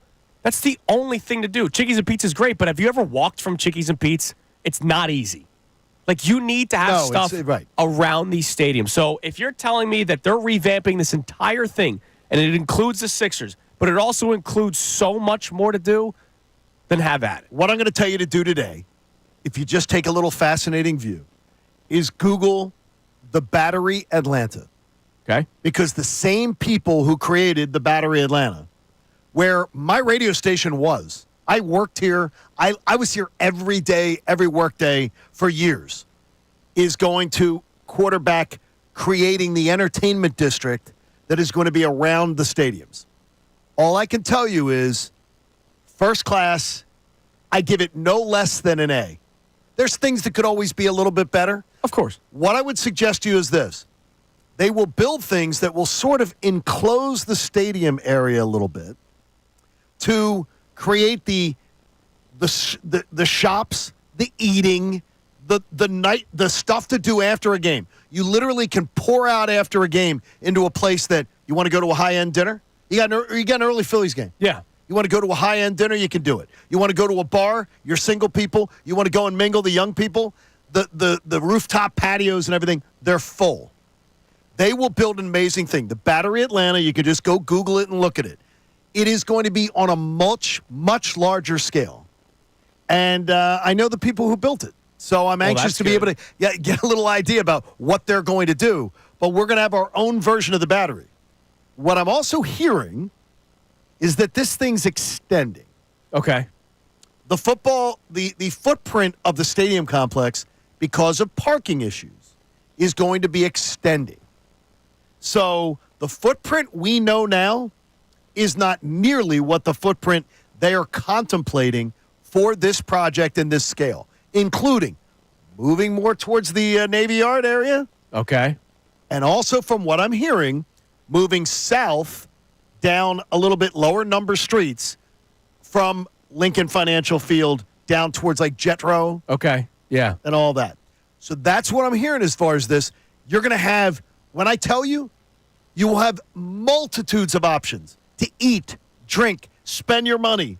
Shops, stores that are, not only like stores that are just Philly sports themed merchandise. There's a store called Baseballism. It's one of my favorites. Yeah. I guarantee you they'll put a store there. Baseball gear and everything. Like as far as T-shirts, polo shirts, everything. It's going to be awesome. Yeah, and that's what I want. Like, I want something to also do around the game. You're going to get it. That's why I wanted the downtown arena. And you know what? If they're going to revamp this entire thing, I'm in favor of it. But yeah, let's want more. I understand people love tailgating and the lots. And the tailgating they're going to still preserve it. Yeah. It's just going to be different when you see what this thing's going to look like. By the way, 2 hotels too. And that's great. I'm just going to say this, and I remember talking about this when the Sixers thing came up. Name me the last time you tailgated a Sixers or Flyers game. You don't. You For don't. the most part, you tailgate Phillies, Eagles. You don't tailgate Sixers, Flyers. Give me something to actually do in the middle of winter around these stadiums as well. All right, coming up next, we'll continue our Eagles discussion by resetting the show. Also, we have today's headlines with Connor Thomas straight up at 8 o'clock. It is Kincade Salciunas, 97.5, The Fanatic. Fanatic Sports Update.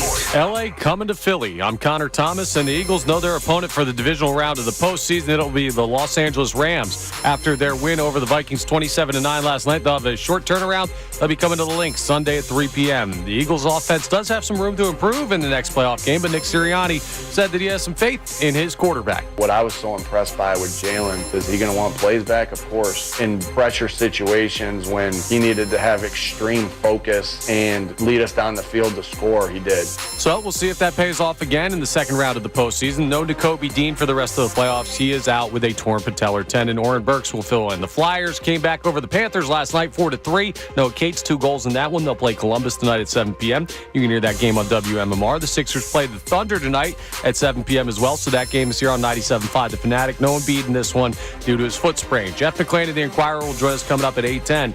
This update is brought to you by Gary Barbera. Is Gary Barbera the best? Boy, I guess. Yo, the hottest SUV at the auto show. You saw it. Now buy it at Barbera. 16666 is Barbera on the Boulevard the best? Boy, I guess. I'm Connor Thomas for the home of the 76ers and Flyers. 97.5 The Fanatic and 97.5thefanatic.com.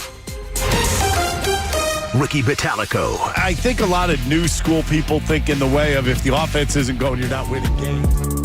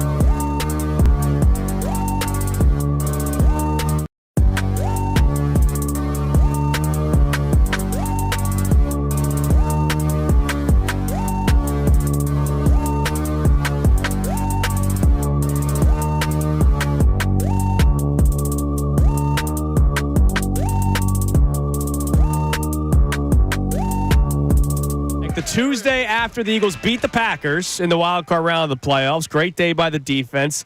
Subpar day by the offense altogether. Not just on the quarterback. Offense altogether, which is why I look at Kellen Moore, number one, and I go, yo, dude, please, whatever that game plan was, you can chop it up.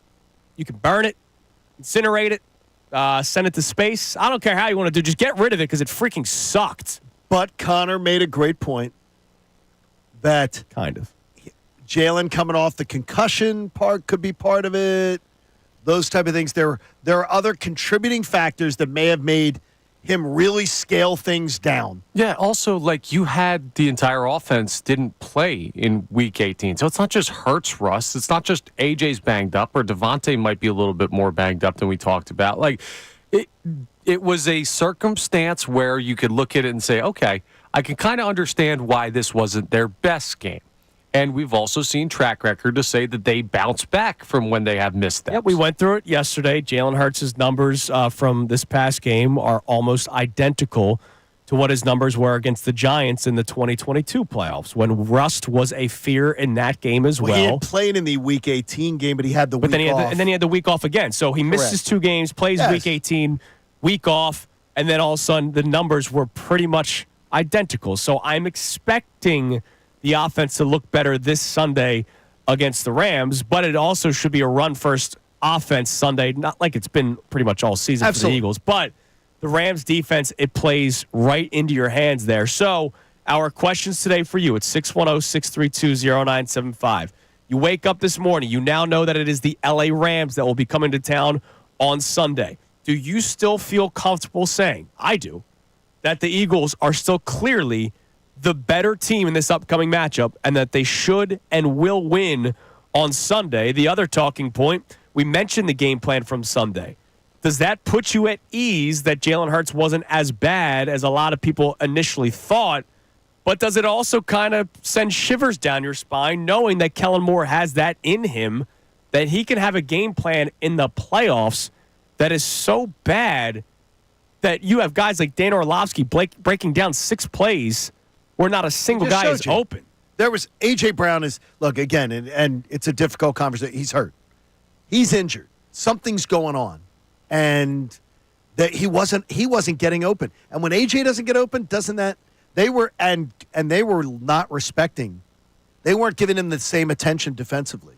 They saw it early on. They knew, and they literally did. They knew they didn't have to worry about AJ as much as they do in a normal game. Absolutely. All right, Connor, give us a text. You can text the show, call the show, 610-632-0975, and then we have today's headlines with Connor in about 2 minutes. So Mo checks in. He says, why does Jalen Hurts in his 5th year still hold on to the ball for so long while quarterbacks such as C.J. Stroud and Jaden Daniels have a much quicker internal clock?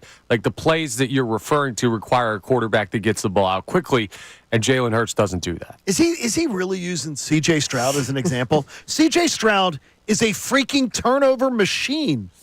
He's got gaudy. Oh, look at that great pass, and he's got some great stuff. He has no common sense about throwing the football.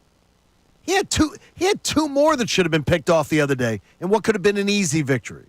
Don't give me C.J. Stroud. You want to talk about some other quarterbacks? Sure. Now he mentions Jaden Daniels. Jaden Daniels is off to a great start in his career. But that's also a part of that game plan.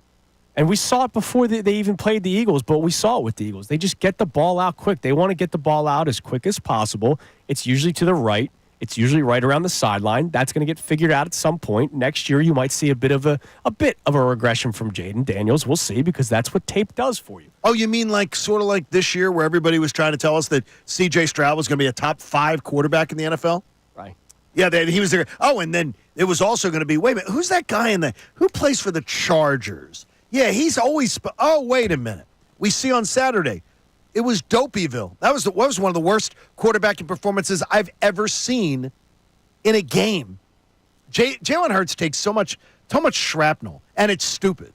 It's stupid shrapnel. I hear you, brother. All right, you can text in, call on 610-632-0975. You're listening to 97.5, The Fanatic, WPEN, and WPE1, and HD1, Burlington, Philadelphia, Beasley Media Group station. Broadcasting live from the Comcast Business Studios, powering possibilities. Time now for today's headlines with Connor Thomas. Today's headlines with Connor Thomas. What do we got? Well, we got a change in the NFC East that we were not expecting to happen, so we'll start off with this. Mike McCarthy out after Jerry Jones and the Cowboys denied the interview request from the Chicago Bears. So they said, no, you can't interview our coach. And then apparently there was some issue with the length of the contract. They couldn't come to terms on anything. And I said, yeah, we're parting ways. So your thoughts on the Mike McCarthy situation and potential replacements? I'm disappointed because I would love for them to have kept Mike McCarthy. I think he's a boob. I think he's a very bad head coach. So it's devastating for me. But in typical Cowboys fashion, they'll just find a way to screw up their next hire, probably. The one thing I'd say about Mike McCarthy, 44 wins in 4 years. And people make him out to be a clown. Yeah, he stinks. He's not a clown. No, he's not. He is better than at least half the guys who are coaching in the NFL right now. At least half. At least. You don't win 44 games being a dope. Man, I'm telling you, I think he is a buffoon, and Aaron Rodgers would have won more than one Super Bowl if he didn't have Mike McCarthy as his head coach. I think he's okay, but he's not a buffoon, is how I pick. I would have rather them keep him than try the market. Yes, exactly. Even though, Kellen Moore, is Kellen Moore going to scare you? No, I said it earlier. I think Kellen Moore is going to be the guy who ends up with that job. But Dion might, and Jason Witten might. I don't know what these guys are. I don't know about Jason Witten. I can't speak to that. Dion wouldn't scare me in the freaking least. I'll tell you this. Not in the least. I know Mike McCarthy doesn't scare me. Right. I don't know what any of those other guys really are. Dion doesn't scare me because I'll tell you this. We haven't seen him coach at the NFL level. No, but I've seen guys go from college big-name head coaches to try to go to the NFL, and he in college is not exactly a chess player. He's a hype man. He's a hype man for a program. On game days, guess what? He's freaking useless. Dan Campbell is a hype guy, and he's basically useless on game days, almost detrimental to the team, and they are the ones. Little less of a reality TV show with Dan Campbell, though. I got little you. less. And let's Dion's going to make it all about him. Let's not act like Dallas isn't already a reality TV show in itself. Fits right in. You're going to add more to it with Dion. Okay, well, we'll move on to speaking of crazy things like that. We had a Nick Castellanos quote yesterday. Yeah, I saw this, dude. So he joined the Chris Rose rotation, a baseball podcast, and he was asked about the National League MVP from this past season. And he said, in his mind, it was not Shohei Ohtani. Here's who he picked. If you're looking at the MVP as having the most weight on creating wins for your team, there's no other player that has had that much weight as Jose Iglesias. That's a stupid question. I get that he likes to be different, and I'm cool with it. I like Nick. I really do like Nick Castellanos. I think he's been one of the better players in the Phillies system for the last 2 years. He really has been, and I think he gets a lot of crap for other stuff. But that's just stupid. I understand what he's trying to say. He did it when Iglesias gets called up for the Mets, their season turned around. That you can't take that away from that did happen. But to say that it shouldn't have been Shohei Ohtani, Mr. 50-50, is just it's stupid. And I do believe that MVP voting is usually done incorrectly. I still believe that Joe Burrow should probably get a lot of MVP votes because if Joe Burrow's not on the Bengals don't win a game this year, right? Yeah, but they don't win a game. I could win 8 games with you can win 14 games with Sam Darnold. I can win 8 games. I can win 8 games with another quarterback. The Cincinnati defense, he had to win 8 games by scoring 35 points. Yeah, he was doing everything. Yeah, I still don't put that in I don't MVP. think they would have won a single football game this year if Joe Burrow's not the quarterback. He's not going to win MVP, and he shouldn't. It's going to be either Lamar or Josh Allen, but he should get more votes than what he's going to end up getting. But that right there from Nick, I love you, dude. That's just straight up dumb. It's a fun universe to live in, though, where you could somehow evaluate how much a player changes the mentality of an organization. You'll never be able to actually. That's why you can't do it, because they're not stats to say, oh, well, he built the culture of this team. But it's the same universe where Scooby-Doo is a superhero. And it goes back to Hall of Fame conversation, right? Jimmy Rollins should be in the Hall of Fame. The voters that are outside of Philadelphia have no idea what he was for that team. Not just statistically, which, by the way, has Hall of Fame numbers, but also how he was the leader of that baseball team that won a World Series, got back to another one, got back to another NLCS, team to beat, vocal leader, all that kind of stuff. A guy that covers the Brewers, he doesn't know that. No, he doesn't. He doesn't know the impact that Jimmy Rollins made. So to that point, Connor, I agree with you. But still, Nick, I love you, dude. But that's just dumb. Yeah, it's crazy. All right, we'll round out with what we started with the show today. Now we know that it's the Rams. After a weird day yesterday, how are you feeling today? Do you feel that, John, that the Eagles are still far and away, the better team than the LA Rams, who will be coming to town on Sunday at 3 o'clock? I don't know if I go far and away. Far and away feels like a stretch for me. I think they win this game. And they could win it by a comfortable score. That would be less surprising to me than them actually losing on their home field. But Matt Stafford scares me, guys. I got to be honest. Like, I'm not scared of the Rams, but I am definitely worried about the Matt Stafford, Sean McVay whole combination. That's why I agree with you that I would have rather seen the Vikings come to Philadelphia, but the Eagles are still the better team. Hey, Matt, they are. I can tell you from covering him in college Matt does not like the cold. He is adverse to the cold. He's a Dallas guy, and he used to think that Athens, Georgia was cold. He would think Atlanta, we would be at the same breakfast place. He'd think Atlanta was cold. It's going to be badass cold Sunday afternoon compared to what he likes. Right. And that's a huge difference. Somebody also tweeted it at us. Could be rainy as well in Sunday afternoon. And where was that tweet? Mark. He says, will the weather benefit us? It could be raining. Yes. Yes. If it calls for running the football even more, yes, it benefits this Philadelphia Eagles team. All right, you can text in, call in 610-632-0975. But first, coming up next from the Inquirer, Inquirer.com, our man Jeff McClain will join us to talk about the Eagles-Packers game and, of course, look ahead to Eagles-Rams coming your way Sunday at 3 o'clock. We got you covered all day and all week long here on Kincade Salciunas, 97.5 The Fanatic. Mike Missanelli. I'm watching that game yesterday in total comfort because I knew that other team couldn't beat them. And it's why I go, okay, this is just the first game. He has a lot to say about sports in Philadelphia. I did not expect it.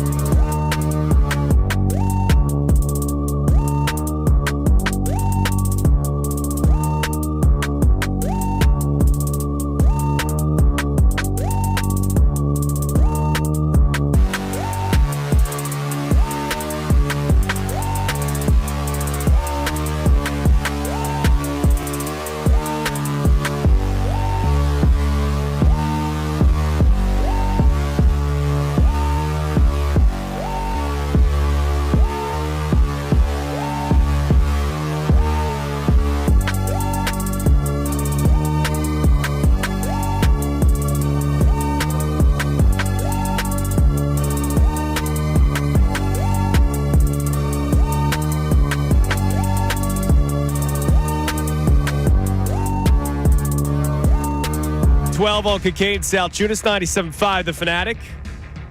Eagles, Rams, Sunday, 3 o'clock.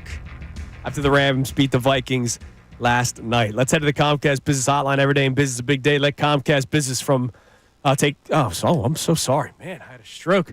Let Comcast Business take you move forward with what's next. You said that well. Man, jeez. Well, I'm so excited to talk to our next guest. Okay. Our man, Jeff McClain. He's good. I saw him on Sunday. He looks sharp. Experience the new look of Inquirer Sports where fans can read, watch, and listen to their favorite reporters and columnists. Go to theinquirer.com/sports. Jeff, good morning. Hey, guys. Good morning. So we're coming off of a win over the Packers. Defense dominant for the Eagles. Offense not so much. What was going on with the game plan? It looks like we're finding out more that it was more so the game plan on Sunday for the Eagles, not just the performance by the quarterback, Jalen Hurts, that a lot of people quickly went to on Sunday. What do you mean we're finding out more about the game plan? Well, as we're seeing more and more film come out, there were a lot of issues with the receivers not getting open, which is something that Kellen Moore is known for. Yeah, I don't know about that. There's NFL open, and then there's high school. The guys were open. So was it the greatest game plan, or was it the greatest play calling? Execution by Kellen Moore? No, but those, I think that's gone way too far to one extreme. And then just like the other extreme that Jalen was terrible is ridiculous too. I think it's probably a combination of both. But I know you're talking about he's got a large platform, and then when you start saying this is what happens in terms of film and scheme and that kind of thing. I think it was a little bit over the top. Like if you watch it, there were definitely throws that could have been made, and then there's times when they just have to be thrown. The ball needs to be thrown away. You just can't be taking sacks. Now that happens. Right. I get it. Sometimes taking a sack is better than turning the ball over. And I'm not saying that Jalen at times didn't have to make those decisions, but. I think, again, the extremities that people go to in this conversation sometimes is ridiculous. It's a combination of both of why the offense wasn't productive and several other factors as well. Jeff, what'd you see out of A.J. Brown in that game? Did you see a guy who was getting open, or did you see a guy who didn't look himself? He was open on. I mean, that's a pass that should have been hit, right? Right. Yeah, I mean, he's got a knee issue, so I assume that's affecting him. He said after the game he's feeling a little better, but he didn't practice pretty much all last week.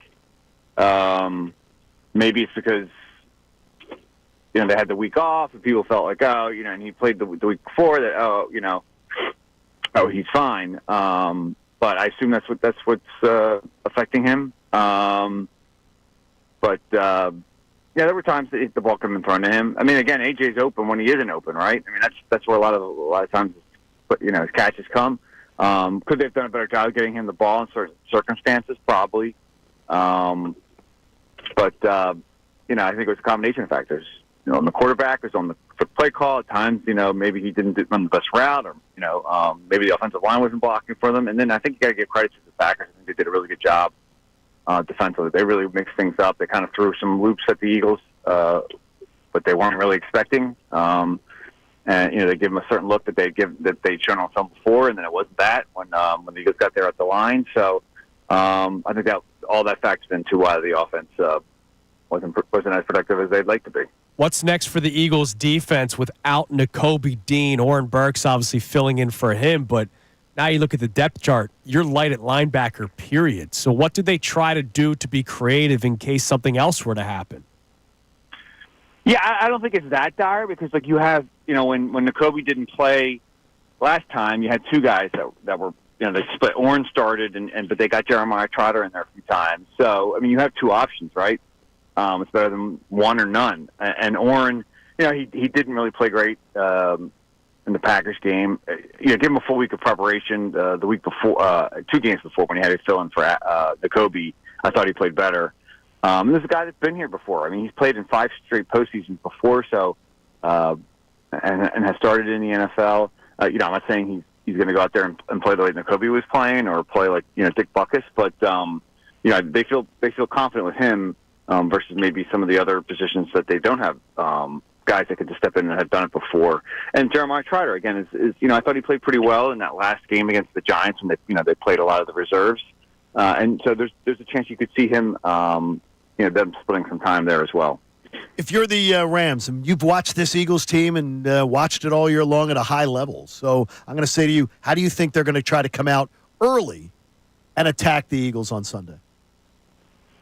Yeah, obviously I got to look into them some more. This is a team that we saw a couple months ago. The Eagles handled them pretty well. They, the Rams were able to move the ball on them in that game in the first two drives. There's a fumble in the red zone, from what I recall, on the first drive.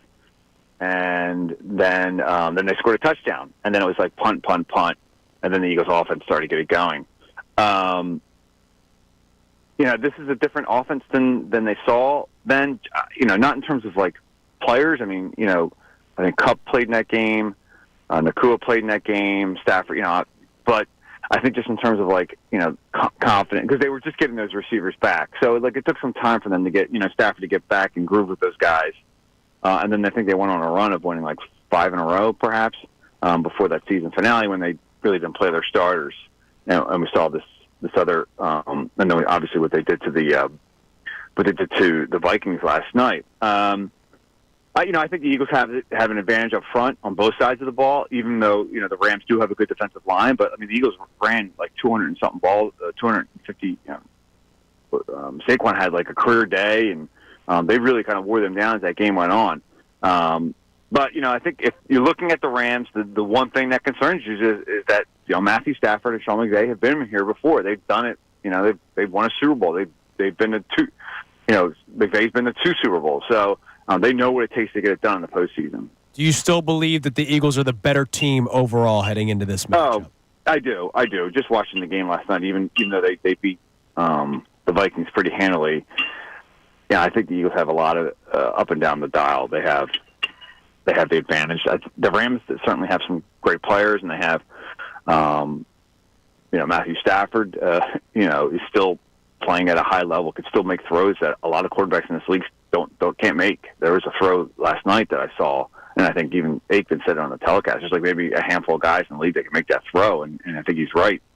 So you got to be concerned about that. But he's not a mobile guy. He's never been a mobile guy. If you can get him off this spot, not making those quick throws, they can be beat. So, look, I'm not saying this is going to be an easy game, but of the 3 teams that had a possibility of playing in the next round, I thought the Rams were the teams that the Eagles would want to play the most. So, I probably still stand by that. All right, Jeff, you're the man, brother. Thanks, Jeff. We appreciate the time as always. Enjoy the rest of your day. We'll talk to you next week, hopefully after another Eagles victory. All right, guys. Talk to you soon. Thanks a lot. There he is, Jeff McClain on the Comcast Business Hotline. Very adamant to not he doesn't put agree blame with Dan on Orlovsky. Kellen Moore. Yeah. I thought the game plan sucked. I thought it sucked too. I didn't like it yesterday before Dan Orlovsky talked about it. I don't like it even more after Dan Orlovsky talked about it. But Jeff completely, adamantly disagreed. I find that interesting. So we'll talk about that more coming up next. He said something that I have said, that Connor has said about Stafford and McVay. I do want to expand on that a little bit next. We also have our second opinion segment, something that we may have missed talking about the game yesterday. We'll break it down further coming up next. It is Kincade and Salciunas on this Tuesday morning, 97.5 The Fanatic. Fanatic Sports Update. A showdown with Stafford. I'm Connor Thomas, and the Eagles now know their divisional round opponent. It will be the Los Angeles Rams after they took down the Vikings 27-9 last night in the final game of Wild Card Weekend. It sets up a rematch with LA. The Eagles won the last one 37-20. This time it'll be at the Link, though, Sunday, 3 p.m. The offense for the Birds has some room to improve, and Nick Sirianni, well, he gave faith to his quarterback yesterday. What I was so impressed by with Jalen, is he going to want plays back? Of course. In pressure situations when he needed to have extreme focus and lead us down the field to score, he did. He did, and they won, and maybe that's all that matters come postseason time. It was announced yesterday that Nakobe Dean is out for the playoffs with a torn patellar tendon, so Oren Burks will have to fill in a big loss for the defensive Flyers. Had a nice win last night over the Panthers, a 4-3 victory. Noah Cates, 2 goals in the win. They'll play Columbus tonight at 7 p.m. That game on WMMR. The Sixers play the Thunder tonight at 7 p.m. That game will be live right here on 97.5 The Fanatic. No Embiid in this one due to a foot sprain. All right, this update was brought to you by Wawa. New Year, new savings. Now through February 16th, Wawa Rewards members can visit any Wawa store to redeem their bonus offers for $1 any size hot coffee, $2 iced coffee, and $3 Monster Energy drinks. I'm Connor Thomas for the home of the 76ers and Flyers, 97.5 The Fanatic and 97.5thefanatic.com. Bill Colarulo. When you are able to go into a playoff game and win, that's all that matters.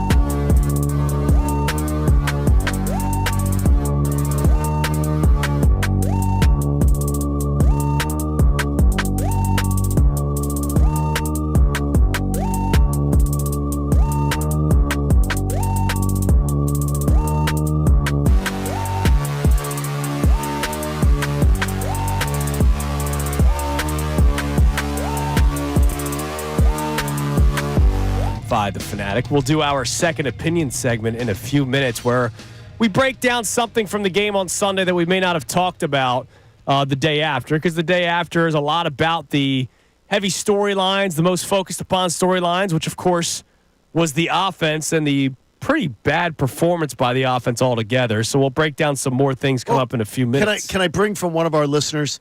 Chris sent along a note. Always. Chris Podavient, I think is how I would pronounce his name. He says, I coming back to it, he said the Eagles scored 30 the other day, legitimately, because you had a missed extra point, and Saquon purposely didn't score. That's a good point. The Eagles should have scored 30, which then is, are we having the same discussion points when they score 30 and going, man, Hurts was terrible in a 30-point performance. Right. They scored That's actually 30. an interesting way to look at it. And Chris, good job for pointing that out, because honestly, we talked a little bit about what Saquon did yesterday other than screwing everybody over who had Saquon anytime touchdowns, which I think, by the way, is an issue in the gambling era. It's not an issue. It's an issue in the gambling era. You have to play the game. You got to play the game. We've seen it been done before. Be West. Not in the gambling era. You saw him in the illegal gambling era when Brian Westbrook did that. This is now where you have, 30-some states people are on apps? Yeah, that's not a... Well, you're telling me you're purposely not scoring. So you're going to make a rule that Saquon, is there going to be a 15-yard penalty if he slides before the end zone? No, what I'm saying to you is that I think players do need to think about it a little bit. No. And say, no. The league thinks about it. The league brings in the sports book people to talk to their teams about it. Things that they absolutely, it's why you have an injury report. It's why coaches have to talk about these things and portray it. When you're purposely not doing something that affects people's pockets, I think it's got to be. He purposely did something to affect the game, which was to keep the clock. He would have run and scored a touchdown, and the game's over anyway. Yeah, and then you have to do what a are you kickoff, talking about? And then there's guys that could get hurt on the kickoff. There's guys that could get hurt. They could have put every Scrabini out there, and they wouldn't have cared. That's ridiculous. The kickoff's not hurting anybody. Dude, ridiculous is Nobody's saying getting a hurt in starting running back in an NFL playoff game should think about a parlay over what's going on the field. That's ridiculous. What I'm thinking about is it was a 30-point game. That was the point of the discussion. It was a 30-point game. I agree with that. And people are, and in a betting early, they have rules in place for coaches and organizations and everything to make sure that the integrity of games is upheld. Yeah, but that's still integrity, John. Yeah, that's part of the game. They win either way, boys. They win either way. Yes, if he plays the game like it's supposed to be played, he runs, he scores a touchdown. Some would say that was the way to play it. The game was over either way. What are you talking about? So then why does it matter? Because people lost money on it? No, what I'm saying is they literally have rules in place for everybody within the organization. I think you're the only person in the world that has thought this. Maybe I'm next level. I understand You're not thinking of people that are upset that they didn't get their Saquon Barkley anytime touchdown. I understand that. Yes. Sure. But to start talking about integrity of the game is... No, it's because they everything they have rules. Because of their relationship, they have rules with all of the teams about what they have to do. What are these rules? You have to about portraying the injury report. That they absolutely now are the organizational people not using the betting apps. What is as far as for teams with portraying guys, if you're out by a certain time, by Sunday, you cannot be portraying somebody fair. as active Controllable to things go. outside of the actual game. Once the game starts, guess what? Buyer's remorse. You're betting. It's a gamble for a reason. Okay, it is a gamble. But there is. It's not like Saquon was. Who's the guy with the Raptors? I don't think Saquon's worried about it. Did you see the update from the Raptors player from last year? Yeah, what happened? Jonte Porter, that was Did he kicked go out from the league. overseas? Oh, I don't know, but this thing has been researched more and more. There's an investigation, right? Because he was doing things purposely to win money and help people with the books. He would go into the locker room and text bookies and text guys that were making bets. There's a whole was he getting paid to give them information? And he was helping other guys get money. That's crazy. Here's a text exchange. I went back to the locker room to get my eye checked on. I don't know if I'm going to play much more. I'm not starting the second half. But if it's garbage time, I will shoot 1,000,000 shots. That is from his phone texting bookies. Okay, that's crazy. Yeah, I don't think Saquon's going, hey, if I break No. Saquon's not doing anything like that. But for the betting public, these games do matter now, like they've never mattered before. Well, of course. I think you're the only person that's thought that. The game, Mr. Next Level. To make it sound like that was not the Brian Westbrook move.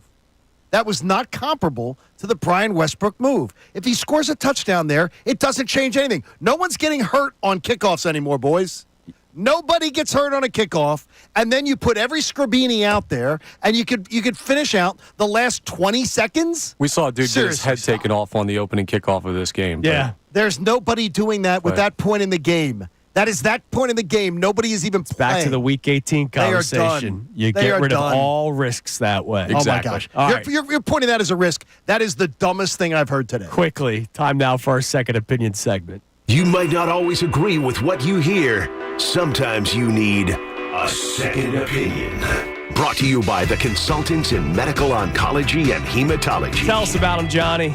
They're the best. I'm here today because of them. I love them. CMOH.org. If they're your first opinion or your second opinion. By the way, you may not have gotten the cancer diagnosis. Your parent may have. Your best friend may have. Remember my message to you. I'm telling you, these people are next level. I'm going to go back, and I know this is more of a fairy tale because it didn't happen, but I will just tell you this. If Jaden Reed and Romeo Doubs did not exit the game on Sunday, Eagles still win that. Because this happened in the second half, so it goes back to what I was saying at halftime where I said that the game was over. Whether Jaden Reed and Romeo Doubs still stay in the game, the offensive line for Green Bay was still gone. They had nothing. They were down to their third option at right tackle because their Elgton Jenkins got hurt in the first play, and then they benched their backup. I don't think Jordan Love, even with his receivers, would have still found a way to win the game, and I'm saying that for this upcoming game. Cooper Kupp and Puka Nacua, as great as those two guys are, you still have one of the best secondaries in football. And that is something that will carry throughout the entire playoffs. So I just wanted to point that out. I love that. I love what the Eagles did, and they didn't do enough of it on Sunday, I love the draw plays with Saquon Barkley. Yes. I love the fact that, and I love the quarterback draw. In fact, for some reason, I was calling them on Sunday and honestly anticipating when it was happening. I think you need to do that against this Rams team because you need to put their aggressiveness against them. Oh, they're coming after you, yeah. What I saw on Sunday is maybe a reluctance to do that. And maybe it was Jalen's, head injury, and that could be a part of it. But watch for that is that I don't think they gave Saquon Barkley enough chances on Sunday to really put up the monster numbers. Even though he gave up 40-some yards at the end of the game, it would have looked gaudy. Remember to dance with what brung you, because Sunday I don't think that was a game plan that even really benefited Saquon as much as it could have. Remember, he was it 9 carries in the first half? He was at 41 yards in the second quarter, I know that. Well, I think we went through. I think he only had 9 carries in the first half of that game on Unreal. Sunday. Like that can't happen against any team. But it's happened way too often this year. Way too often. Unless that's part of their plan. But hey, if you're down, you're down. So you got to do what's best for you. Connor, you have anything quickly? Yeah, well, we have to get more comfortable with being uncomfortable. Playoff football is your quarterback doesn't always play the best game. Playoff football is sometimes you've got to play these tighter games, and we've gotten too comfortable with these like blowout victories that we expect based on the quality of the team. It's not going to be easy. Stop expecting it to be easy. Stop freaking out every time something goes wrong as long as we win the game. Damn right. That's a great message. One more time about CMOH there. They're the best, CMOH.org. Just check them out. They are the consultants in medical oncology and hematology. And congratulations to Dr. Sprandio Sr. and Dr. Sprandio Jr. in Phillies top 100 docs. Oh, that's awesome. No, both of them are in my top 2. I'm not telling you which one I like the best, but sometimes the student becomes the teacher. How about that? I think I'm putting Junior above Senior. How about that? By the way, it was 9 carries for Saquon in the first half out of 25 in the game. Needs a little bit more in the first half on Sunday against the Rams that can't stop the run. All right, coming up next, we'll look around the rest of the playoff field from Wild Card Weekend. There was a constant in each game, a cliche one, but facts are facts. Does it benefit the Eagles on Sunday? We'll discuss that coming up next. It is Kincade Salciunas, 97.5 The Fanatic. Now, A Birds Insider update on 97.5 The Fanatic and 97.5thefanatic.com. I'm Connor Thomas, and the Eagles know their opponent for these.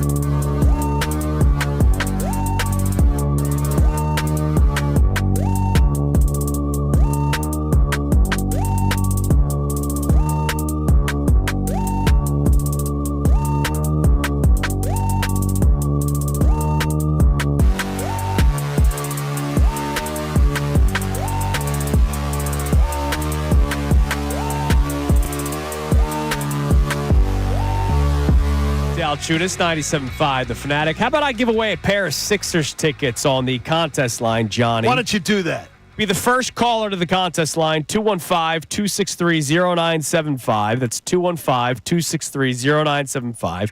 And you can wear a pair of tickets for tomorrow night's game against the New York Knickerbockers at Wells Fargo Center. Single game tickets are on sale now at Sixers.com. We have two pairs to give away. We'll do one on the contest line now, 215-263-0975. One more to go as this show continues. Are you starting to get to the point where it's like feeling a little stressed about how much time's left in the season to get this right? Yeah, I mean, you know how I felt. I did not like that they were putzing around. Now, Embiid going down again and missing time after time after time is alarming because you're not even a playing team right now. I got you. The alarming part's where we part ways. Is it alarming? It's expected by me. Well, every year I expect it. It's alarming because it looks so good again for a couple of games, and then he goes down. And I thought this was something that maybe misses a game or two. All of a sudden, he's been out for a handful of games again. And once when he's out, this team stinks, right? Like I'll keep it 100 with you guys. When Joel Embiid is not playing, the Philadelphia 76ers stink. Just to go 500, you got to go 26-19 the rest of the way. Which with Joel Embiid, 7 games over 500, it's fine. But they do that with him. But the less games you give to make that margin where you got to pick it up, it's going to be a problem. And so he's now been out. He's missed the last 4 games. Hasn't been announced yet that he's out tomorrow against the Knicks. I think. No, tonight he's out. We don't know about tomorrow yet. We don't know about tomorrow. Okay. Well. Wow. Hope to see him again soon because when he plays, they're a good basketball team. When he does not, you're multiple games under 500 and you're not even a playing team. All right, real quick. Jeff McClain said something that I've said numerous times and Connor has said numerous times, which is why we would have preferred the Vikings for Sunday's game. But I will say this. Why you would have? Yes. The one thing that we keep on saying, I heard Jeff say it, and it was, echo chamber for us. Sean McVay, Matt Stafford, you got to worry about them because they've been there. Sometimes I forget that Nick Sirianni and Jalen Hurts have been there. You mean been there a lot? They've been in the playoffs a lot. Oh, well, I'm talking strictly Super Bowl. Absolutely, sure. Like, literally, I heard Jeff say it, and it kind of hit me like, yeah, you know what? You could say the same. Like, if a Rams radio host right now could say, Jalen and Nick have been there. They literally were in the Super Bowl 2 years ago. Right. So the thing that we always give credit to Matt Stafford and Sean McVay for, you have to give the exact same credit for when it comes to the Eagles. Well, but it doesn't feel the same. Why? Why do you say it? I don't know, and that's a fair question. I think. Why doesn't it feel the same? same? It does to me, though. I mean, I get you though that there's differences of how you would feel it would be. To me, it feels the same. Like Sean's been to 2 Super Bowls. He's won 1. He's got a team that is always in the mix. But I don't know. He's lost an NFC title game. Sean McVay knows all about these playoffs. Yeah, he does. I'm more concerned about that chess game than I am Matt Stafford being there. I mean, Matt Stafford, I have every expectation that Jalen Hurts will outplay Matt Stafford on Sunday. Oh, I don't have every expectation of that. I do. Because of the team. If Matt Stafford was the Eagles quarterback, I'd have every confidence that Matt Stafford would tear apart the Rams with Jalen Hurts. Okay. I think it's the team helps out about a lot. it that's going to help out a lot. I know this. Matt Stafford is more likely to make a mistake. He's more likely to make an error. Happen. It's been. So speaking of making mistakes, sure. There is a constant in the wild card round of the NFL. Okay. The team in which the quarterback didn't make a mistake or made less mistakes, they won. Stroud made less than Herbert. Lamar made less than Russ. Bo didn't make any mistakes against the Bills, but Josh Allen's just better. Jalen made 0 mistakes. Jordan Love made a bunch. Jaden Daniels made less mistakes than Baker Mayfield. Matt Stafford made less mistakes, kind of. I don't know how that wasn't a fumble. Less mistakes than the Vikings, than Sam Darnold. It is so cliche. But, John, it goes back to what we said earlier about Jalen Hurts and the ripping that he got for not taking 50-50 throws. The quarterback that was more careful with the football on Saturday, Sunday, and Monday. Their team won. Can I ask you this? If I said to you right now, Connor, just quick, you both answer this. Saturday afternoon, going into the game, who's the better quarterback? C.J. Stroud going into that game in Houston? Is he the guy who's the better quarterback? Or for the Chargers, Herbert. Justin Herbert? I think that's a toss-up still. Yeah, I would go with Herbert. So you'd go Herbert? Yeah. Okay. But based on the season, Herbert threw, 2-3 picks all year? Like, I would have bet on Herbert. Yeah, going in as being the better guy. And then he threw 4 in the game. So it's just like, it was craziness. weird. I mean, do you find that the better quarterback was winning? Like Baker Mayfield going up against Jaden Daniels. Tough one. I think that's a tough one because there's less sample size with Jaden Daniels. Yeah. But Jaden Daniels has been outstanding. Maybe higher upside than Baker Mayfield. Oh, I think he does. Yeah. But yeah, look, it's interesting that the quarterback play, like you're referring to, that maybe the better quarterback played, or won, and that's why I ask: could it benefit the Eagles Sunday? Does that benefit the Eagles Sunday?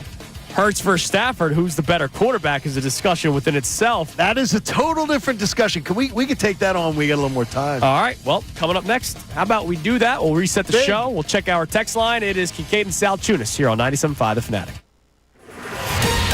Fanatic Sports Update. Running it back against the Rams. I'm Connor Thomas, and the Eagles have another rematch in the divisional round of the NFC postseason picture. The Rams took down the Vikings 27-9 last night, so it will be Eagles-Rams at the Link Sunday at 3 p.m. We saw this earlier in the season out in L.A. where the Eagles took down the Rams 37-20. So history would tell you the Birds have a pretty darn good shot in this one.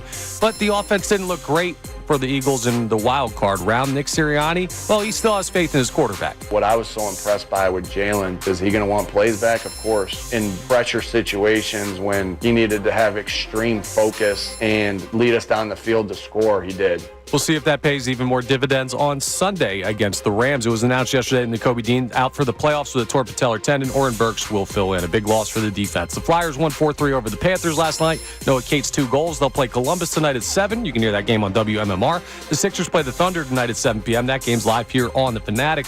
No Joel Embiid in this one due to the foot sprain. This update is brought to you by Mercedes-Benz. The fully electric EQS sedan from Mercedes-Benz is innovation on a magnificent scale. Available with the epic 56-inch touch-sensitive hyperscreen. Visit mbusa.com/EQS. I'm Connor Thomas for the home of the Sixers and Flyers. 97.5 The Fanatic, 97.5thefanatic.com. Vacation? Business trip? Don't worry. You can still hear all your favorite Fanatic shows no matter where you go.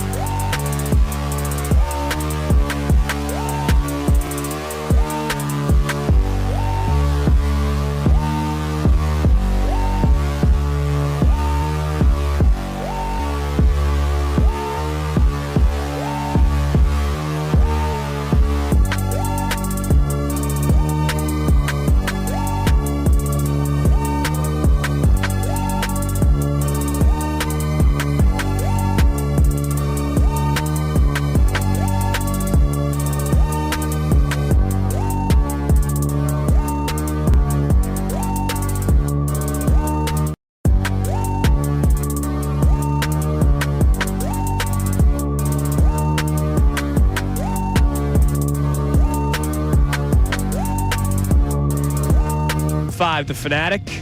Again, thanks to our friends at Wawa. They dropped off some goodies earlier this morning. New year, new savings at Wawa from now through February 16th, so a month and change. Wawa Rewards members can visit any Wawa store to redeem their bonus offers for $1 any size hot coffee, $2 iced coffees, and $3 Monster Energy drinks. Now, the February 16th date makes me feel warm and fuzzy on the inside because 1 month from that day, March 16th, is when I'm flying down to Clearwater. Booked my airline tickets just this past weekend. I'll be going out of Clearwater, spring training action. Flights are booked. Everything's all ready to go. See? Me, my wife, and my son heading down to Clearwater, hanging out with the team at Phillies Sports Trips. They do a great job. Well, then you're in good hands. Yeah, I'll be hanging out with them during all the events. I'm going to just glom off of Vince the entire time. But if you are looking to go down to spring training, make sure you check out phillysportstrips.com. They just do a great job at it. All right, so we'll check our text line, come up in a little bit. But here is what we've been talking about today, our two main topics. Number one, now that you know that it's the Rams, are we feeling better today? I saw a couple of messages on Instagram during this commercial break, John, about how it's not that the Philadelphia media is now always negative. What is it? Now we can never be honest with the audience. Is one of the messages I saw. Well, what are we not being honest about? Well, the post that Haley put together that I collaborated with. I'm learning how to collab. I'm a collab guy. She told me she's going to help me with that. She hasn't. How about that? I'm a collab guy now. Yeah, I'm really making it. I did collab. New year, new me, baby. 2025. This guy's like, Philadelphia media can't be honest with themselves. With ourselves. Because we were confident that the Eagles are still the better team, that the Eagles will face the Rams, host the Rams, be the better team on the field on Sunday, improve their offensive issues from last week, so that's not and being look better on Sunday. No, we are supposed to be honest with you, according to this guy, that the Eagles' offense stinks. They have no chance. They're going to lose on Sunday. Season over. Okay, this is where we're at. Yesterday was a weird day. It started to get weird again today. Who is that? Do you know who that was? The guy? I'd love to know who the guy is. Let me go back to the gram. Because it's always good. And then one guy said that, I see this is where people are nonsense. This guy, Scott Alicious, responds going, turn on the station, heard them say Sunday was a bad day, so I turned it off. Who said that? We never said that. Bad day for the offensive game plan, sure. Yes. But that was, let's see. Yeah, it's all right. Doug. Doug, can I suggest this to you? I said it last week. I didn't have a concern that the Eagles would win the game. I agree. It ended up being more lopsided than I thought. I said 31-13, and if they kick the extra point and they score a touchdown, then the game would have had a much different final score. Yes. At that point. So I would have been almost exactly right. So, Doug, listen to me. They're going to win again on Sunday. It's not going to be that close. It may not be as perfect as you want it to be or I want it to be for that matter. They're winning on Sunday. And I'm not worried about it. Why are you lying to the people, And if you John? think I'm lying about that, you think otherwise, there's nothing to gain by it. And ask my wife, Doug. Ask my daughter. There's nothing I like better than being right. So there's no way I'm just saying something going, well, I'm just saying the party line. How am I supposed to know that you're not lying that you have a wife and daughter? You've met them. How am I supposed to know they were actually your wife and daughter? I could have hired them for 21. You're a liar. That girl's got a great gig, though, by the way. 21 years. That's pretty good. I hired her. But Philly media. Philly media now. Now it's not that we're negative, John. It's that we are liars. Doug, what is wrong with you people? Don't get caught up in one Instagram message from a guy calling you a liar, all right? But his name's Doug. Okay, I don't care. Doug, we want to interact with the listeners. I know you want to interact, but yelling at him and saying, Doug, you're a moron because you called us a liar. I didn't say that. I said that. And then, we got our man Walter earlier today. So wait a minute, though, Connor. You do agree that it's okay for someone to attack your character but not respond? Dude, I get Instagram DMs all the time. People calling me a moron. No, but saying why I shouldn't have this job. No, why can't you respond? Because it's not worth it. You don't have to respond. I don't think it was nasty. His response. I could say the sky is blue and someone's going to call me a liar. It's not that big of a deal. Where I think the more important thing is there's angst with this fan base, and I don't know why where there it is comes this from. much. And that's more the conversation that's important because, listen. They may be big Kevin Cooney fans. Yeah. They could be from the Kevin Cooney school where everything is bad. Well, and the angst and Nick Sirianni's a stupid idiot, and this is the referendum game. If Kevin comes with that this week, by the way, though, I'm going to definitely have to sabotage a chair or something. If he comes with that this weekend, well, are you worried about Sirianni? No, I'm not. I'm not, Kev. Nick Sirianni's going nowhere. And that angst is why we asked the question today. Yes. Do you still feel like the Eagles are the better team on Sunday when it comes to this matchup with the Rams? Because a lot of people freaked out, and a lot of people were very doom and gloom yesterday when we were trying to be the beacon of positivity, apparently. And now it's starting to continue again to start the 9 o'clock hour on Kincade and Salciunas. You're listening to 97.5 The Fanatic, WPEN, and WPEN HD1, Burlington, Philadelphia, a Beasley Media Group station, broadcasting live from the Comcast Business Studio, powering possibilities. You could text and you can call in 610-632-0975. By the way, just for the confidence level thing, and we'll talk all about this game leading up all week, is the Rams are arguably better, are worse than the Packers in every way. In every way. Worse offensively, worse defensively, worse. So you're facing an opponent in your second game that across the board doesn't appear to be as good as the team you beat in the first game. I don't know that you can say they're worse offensively than the Packers. Are you talking numbers from the season? I'm talking they're the same. The Packers are a better team than the Rams. No, I got you. And it's all, as I said, almost across the board. They are a better team than the Rams. I think offensively, Los Angeles is clearly more dangerous than that Green Bay team you just played. Okay, is it due to you think the numbers are off due to some of the injury situations? Yeah, absolutely. And Injuries, that is true, and that's fair. Maybe opponents. We'll see. I would tell you with this. experience. I would tell you this. I watch the Puka Nacua thing. That to me is totally real. My eyeballs look at him and go, he's a freak. "Oh my gosh, he is. He's freaking nature." Right now, the Cooper Kupp thing, it's almost like he's just it's almost like he's like a situational threat. Yeah, his last 4 games. It's like there's something not there going on right now. 0 catches against the Niners. Sorry to bring up a lot of people's fantasy playoff past because that was that weekend? He had 0 catches. 3 for 24 against the Jets, 1 for 29 against the Cardinals, 1 for 29 just yesterday against the Vikings. Now, the thing is, he could end up being in a situation that we don't know about. Never know. Where maybe he isn't as healthy as we, potentially think he is or otherwise. Now, let's see if all Dougs stand together. By the way, the Green Bay Packers were better than the Rams offensively this year. No. I know. Connor's talking about those stats, dude. And they're better defensively. Right. They were better than the Rams, though. Not even close. I know what Connor's saying in terms of they were better than Jordan Love versus Matt Stafford. You're taking Matt Stafford. The weapons for the Packers versus the weapons for the Rams. You're taking the Rams. They were almost 6 points a game better than the Rams. Yeah, but over the course of the year. Look at the star players. I mean, and they played a harder schedule.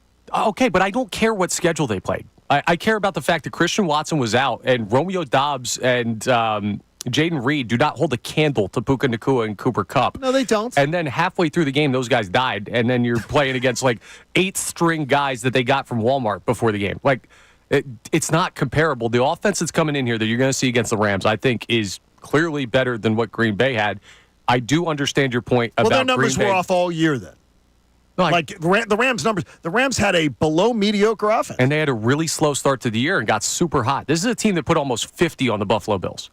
They can score. Green Bay can't do that. All right, let's go to Doug. Is this the Doug?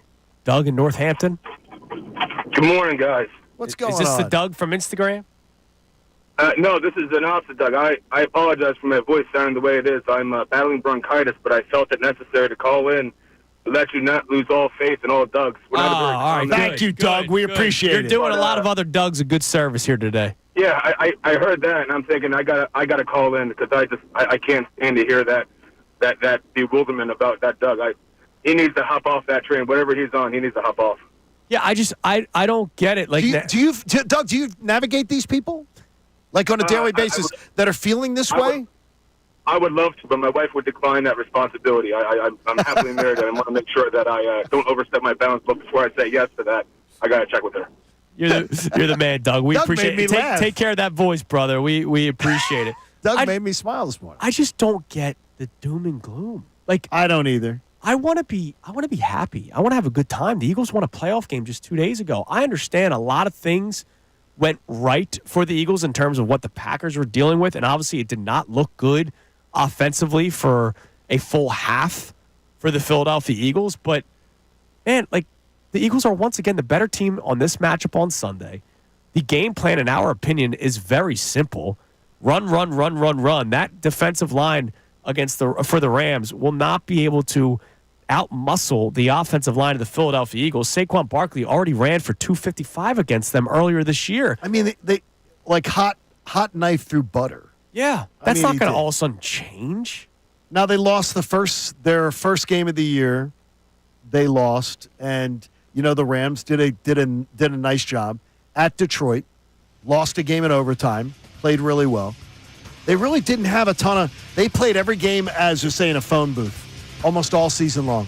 5-point games, 6-point games, everything like that. Except their losses, where they did take a few really on the chin. Well, they also had Kupp and Nakua out for kind of like what the Buccaneers dealt with this year when both Godwin and Evans were down. Which speaks to Connor's point about the numbers may be totally off. Right. All right, coming up next, we'll continue talking about it. We've been breaking it all down for you all show today. Mike Missanelli Show, of course, coming your way at 10 o'clock. You can text in. You can call in at 610-632-0975. We'll keep talking Eagles-Rams, but also hear from Nick Sirianni. Tough day yesterday when he had announced that Nakobe Dean was done. You'll hear from Sirianni on the loss of Nakobe Dean and also his thoughts on Oren Burks, who will be his replacement. It is Kincade Salciunas on this Tuesday morning, 97.5 The Fanatic.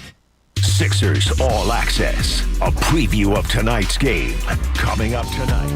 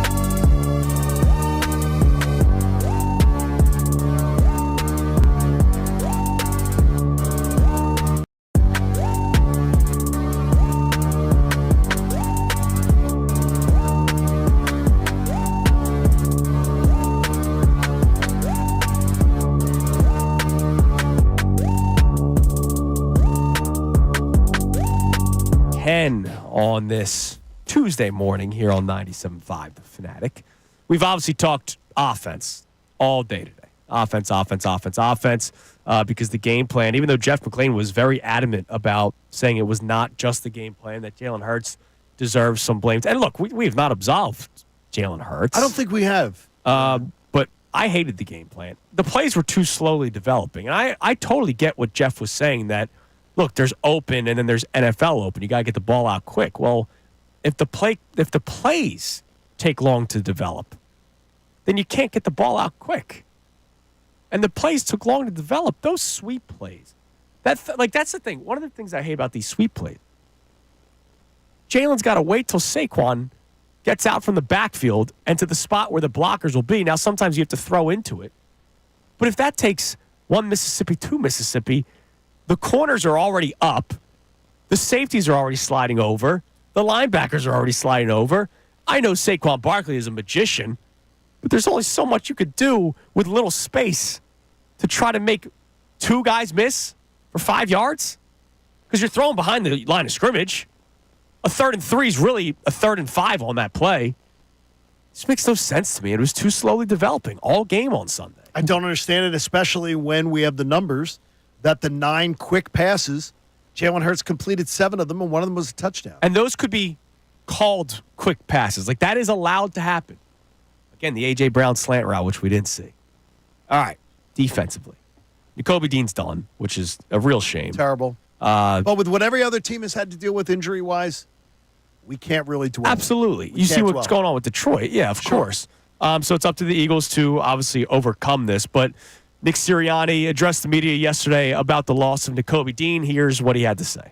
Nakobe's had a great year. As you guys saw the reports, he's going to be out, and we sure will miss him. He's made big plays all year long. He loves football and how much time he spends working on this game of football and at being able to diagnose plays. And he lights up the puller with that physical toughness play. You saw everything of who Nakobe is in that play.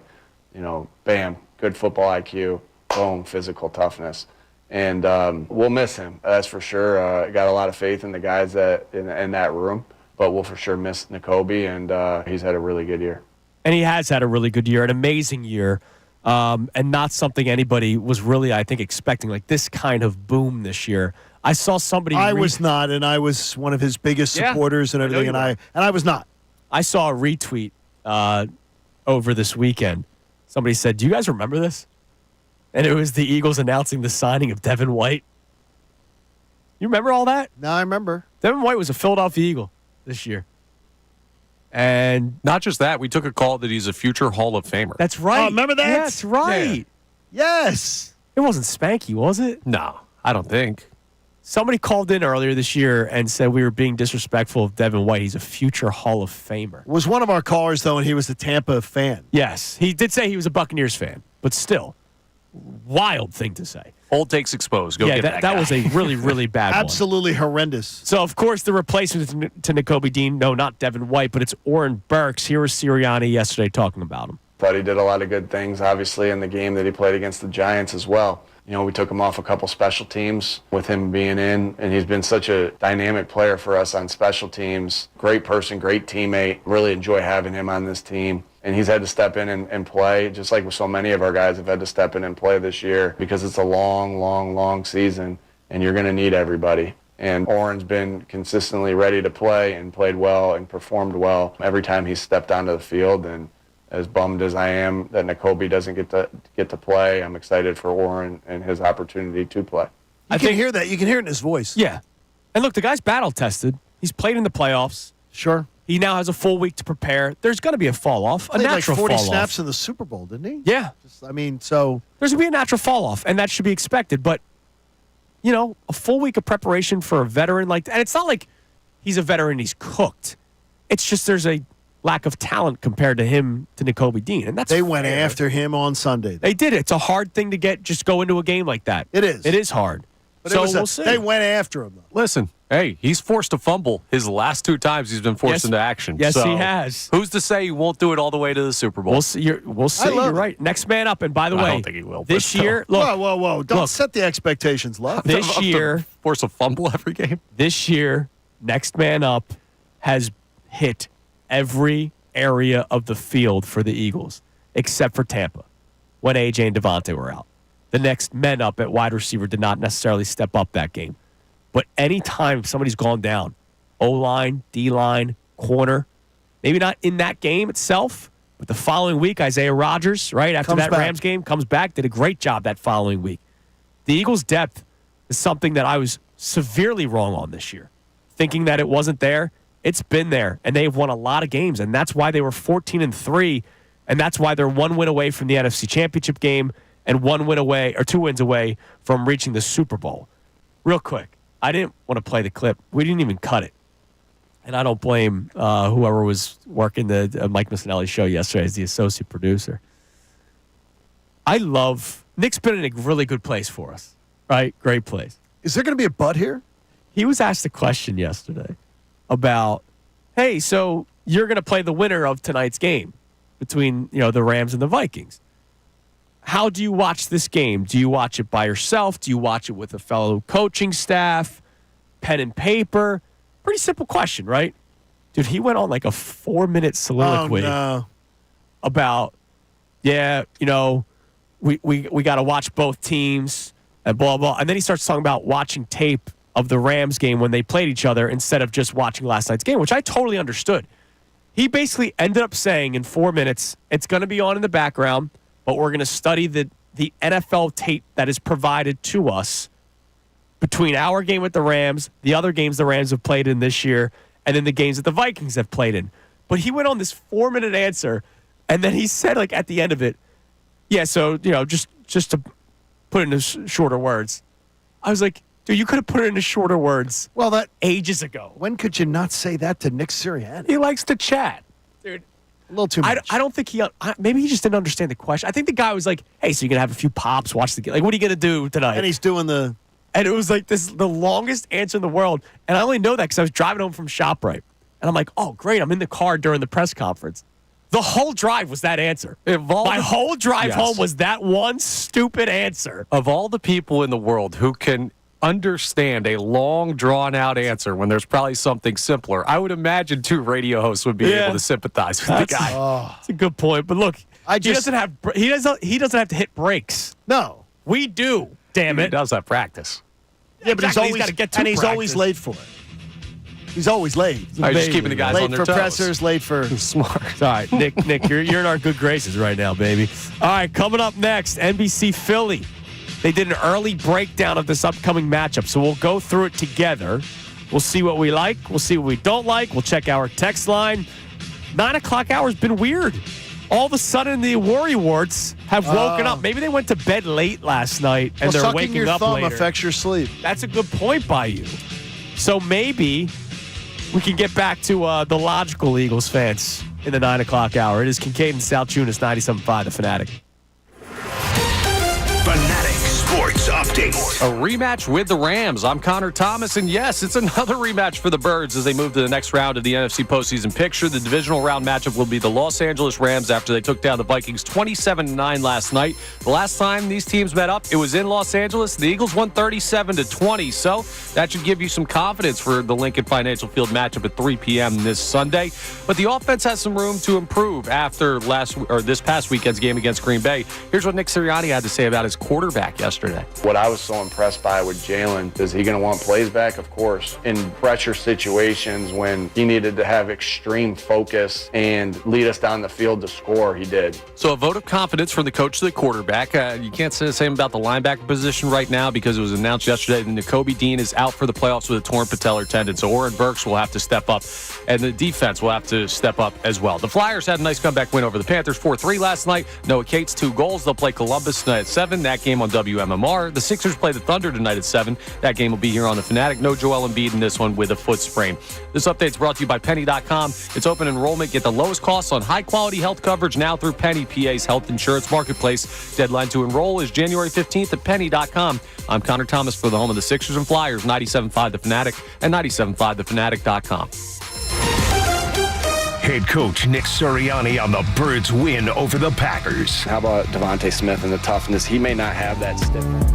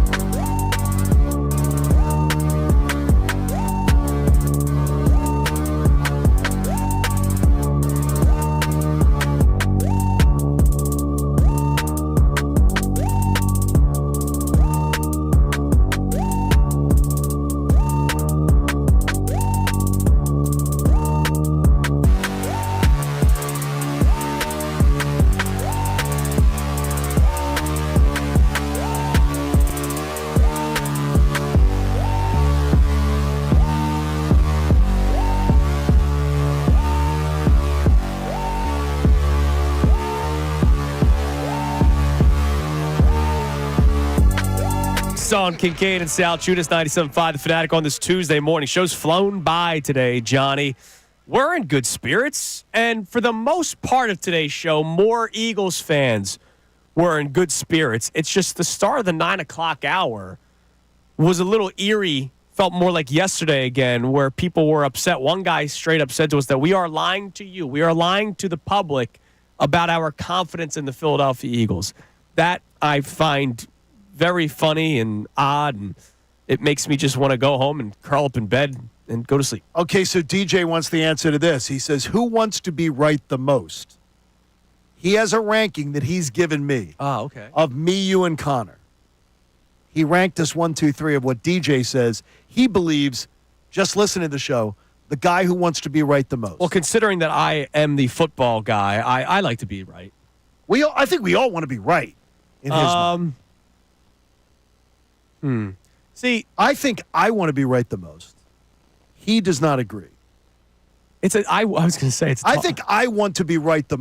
I'm the most about I want to be right. When I say something, I'll be like, here, I based it in this. I based it in that. It's funny. DJ I have a toss-up between me and Connor. He thinks Connor wants to be right. But I will say this: Connor is usually the most positive amongst the three of us. No questions asked. And so I want Connor to be right because you're usually leaning positive. Listen, get in line, baby. Everybody wants Connor to be right. So what did he say as I move on from that? He said in his rankings, he believes, listening to the show, that wanting to be right goes Connor, me, you. Yeah. I put it me, Connor, you. I don't care if I'm right or wrong, honestly. Yeah, I don't think you care. I really don't care. I do this show.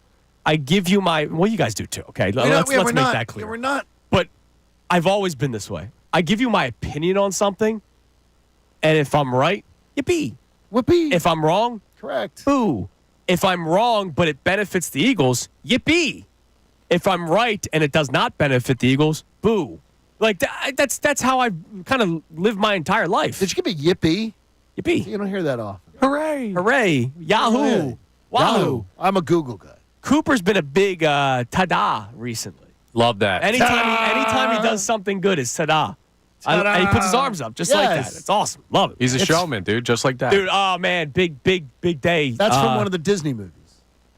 The little kid doing Minions. Ta-da. No, Minions. Yeah, Minions. He's we're on a Minions kick. Yes. No, obviously, the house was sick, so he wanted, Minions. When Oren Burks had the big the big forced fumble to start the game, yes, I did the chest pound. He went.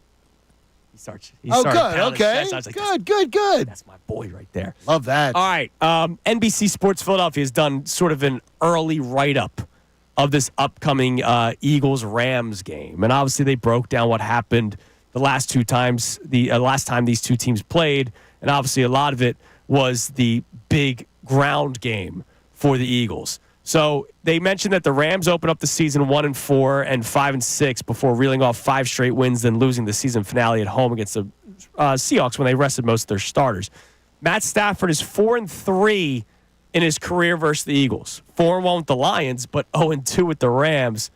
14 touchdowns, just 1 pick. Now that's been a lot of Matt Stafford's career. Name the player who had the interception against Matt Stafford. You guys will not get this. The player who had the interception against Matt Stafford? Happened 13 years ago, 2012. No. So he was with the Lions. Lineman? Mm-mm. Okay, yeah, I got no idea. No, it's corner. I'll even tell you, he was a cornerback. You still won't get it. Nnamdi. Nnamdi Asamoah. Was that terrible Thanksgiving game that ruined my Thanksgiving? Could have been. Where Calvin Johnson had like 5,000 yards. I swear to you, that Thanksgiving game destroyed me. So I Matt was so Stafford, pissed off. Matt Stafford's lone interception in 7 games against the Eagles was by Nnamdi Asamoah back in 2012. He mentions that's Mr. Kerry Washington. They mentioned that's Mr. Kerry Washington. What is that in? She was in Scandal. She was the star of Scandal. I'm sorry. Very Yes. attractive. No, but Nnamdi's an actor now too. Well, no, he married an actress. He's now. Let's be real. He was an actor when he played for the Birds. That's a good point. Yeah, he played a robber who stole money from an organization. He was an FBI agent in what? In a movie called The Good Nurse. He was spectacular. He's good. He learned how to disappear from his time with the Eagles. I could do this all day. Yes, he could. He was a great actor in that movie. What? Better than any game he had as an Eagle. I'm dead serious. Watch it. The What's Good it called? Nurse. The Good Nurse? The Good Nurse. It's the redheaded guy that sang. He was in Les Mis. I don't know. Yes, you do. He's No, I the don't. British guy. I don't know. I'll Wow. Namdi Asamoah actor. Yeah. He married the lovely Kerry Washington. It was a great movie. Eddie Redmayne. And the movie's local. I do not know. You just gave me that like I should know it. You don't know Eddie Redmayne? I probably know him if I Stephen saw Hawking in Theory Stephen of Hawking. Everything. Okay, Thank you, okay. yes. Yeah. See, now I know him as okay. There you go. And a local movie. The movie, the story's local. It's Okay. actually terrifying. It happened like in the 90s. Like it's not like this is a long time ago. Watch it. Just check it out. I'll leave it at that. Namdi was very good in it. Anyways, Stafford, no shortage of weapons. Kyron Williams, over 1,200 yards rushing this year, 14 touchdowns, 4.1 yards per carry. Nakua and Kupp with all the numbers that they have there. But, man, it all comes down to this Eagles offense. Like, they can have all those gaudy numbers that you want. This Eagles defense all season long has kept top players at bay, including the weapons that the Rams can throw at you. I have zero concerns that the Eagles are up to any challenge about facing the Rams. Now, do I think it's going to be that they could go and could this game be a nail biter in the fourth quarter? Sure, it could. Could be. Any yeah. game could be. I'm not expecting it. I think the Eagles are in a fantastic matchup with the Rams. Yeah. And It works look, well. if they have a lead in the fourth quarter, pound the football, man. Oh, yes, especially if we could be getting rain or snow. I saw that as during the well. game. There is a chance that we could be having a rain-snow game. Which is perfect for the Eagles in Would this that be matchup. wild? It's perfect for the Eagles in this matchup. Would that be wild? All right, Connor, what do we have on the text line? You can text and call on 610-632-0975. All right, so a check-in here, no name on this one, but they say Cooper Kupp and Puka Nacua are dangerous, as well as Matthew Stafford. Need to make sure the linebackers can cover, corners are locked in. This is going to be a tougher matchup than what you had against the Packers and Jordan Love. Yes, you're right. And I'll just tell you once again, we already saw it this year. And this wasn't a game in which the guys weren't healthy. The Rams were healthy when the Eagles played them last with these weapons. And the Eagles were not. And Puka Nacua had a great game, yardage-wise. He wasn't getting in the end zone. Honestly, the bend but don't break defense is perfect against a team like the Rams because they do a lot of stuff underneath as long as you're making – you got to tackle. You have to tackle well on Sunday against this Rams team. But as many yards as Puka Nacua had, he didn't get in the end zone, and that was without Darius Slay. Darius Slay gets hurt in that game. Isaiah Rodgers has to go in. And you didn't have Dallas Goedert in that Rams game. Yep. You didn't have Devontae Smith in that Rams game. Yeah, that's right. Seriously. You had God. Did he get hurt in that game? I don't know what that was. Okay. But it was, Devontae Smith, Dallas Goedert. I think people will try to, I think early on, we've only had a morning to think about it, for people to talk about it. I don't believe we're going to have the same, oh my gosh, clutch the pearls. The Packers are coming to town like we had last week with this Rams club. And Right. if you are, again, I'll just beat you to death with facts. And if you're doing it, you're basing it on all of your feelings. I have feelings that I'm worried because everything would tell you, especially the Rams are so deficient compared to the Packers defensively. It's not even close. Packers have a that's a good very defense. fair point. Packers have a good defense. And the Packers should have given up 30 points on Sunday. Yeah, they should have. To the Eagles. So Saquon Barkley, the integrity of the game. I'm going into this game going 27 for the Eagles is a very fair just assumption. I don't see the Rams getting to 28. No. I just don't. I don't either. All right, coming up next, we have our key three, and also, what is Vegas saying about this upcoming matchup? It should make you happy. If you haven't seen it yet, you'll find out next. It is Kincade and Salciunas here on this Tuesday morning, 97.5 The Fanatic. Tyrone Johnson. If Jalen Hurts was seeing some things defensively, Green Bay did a lot of blitzes they don't normally do. If he was a little off, maybe he was just...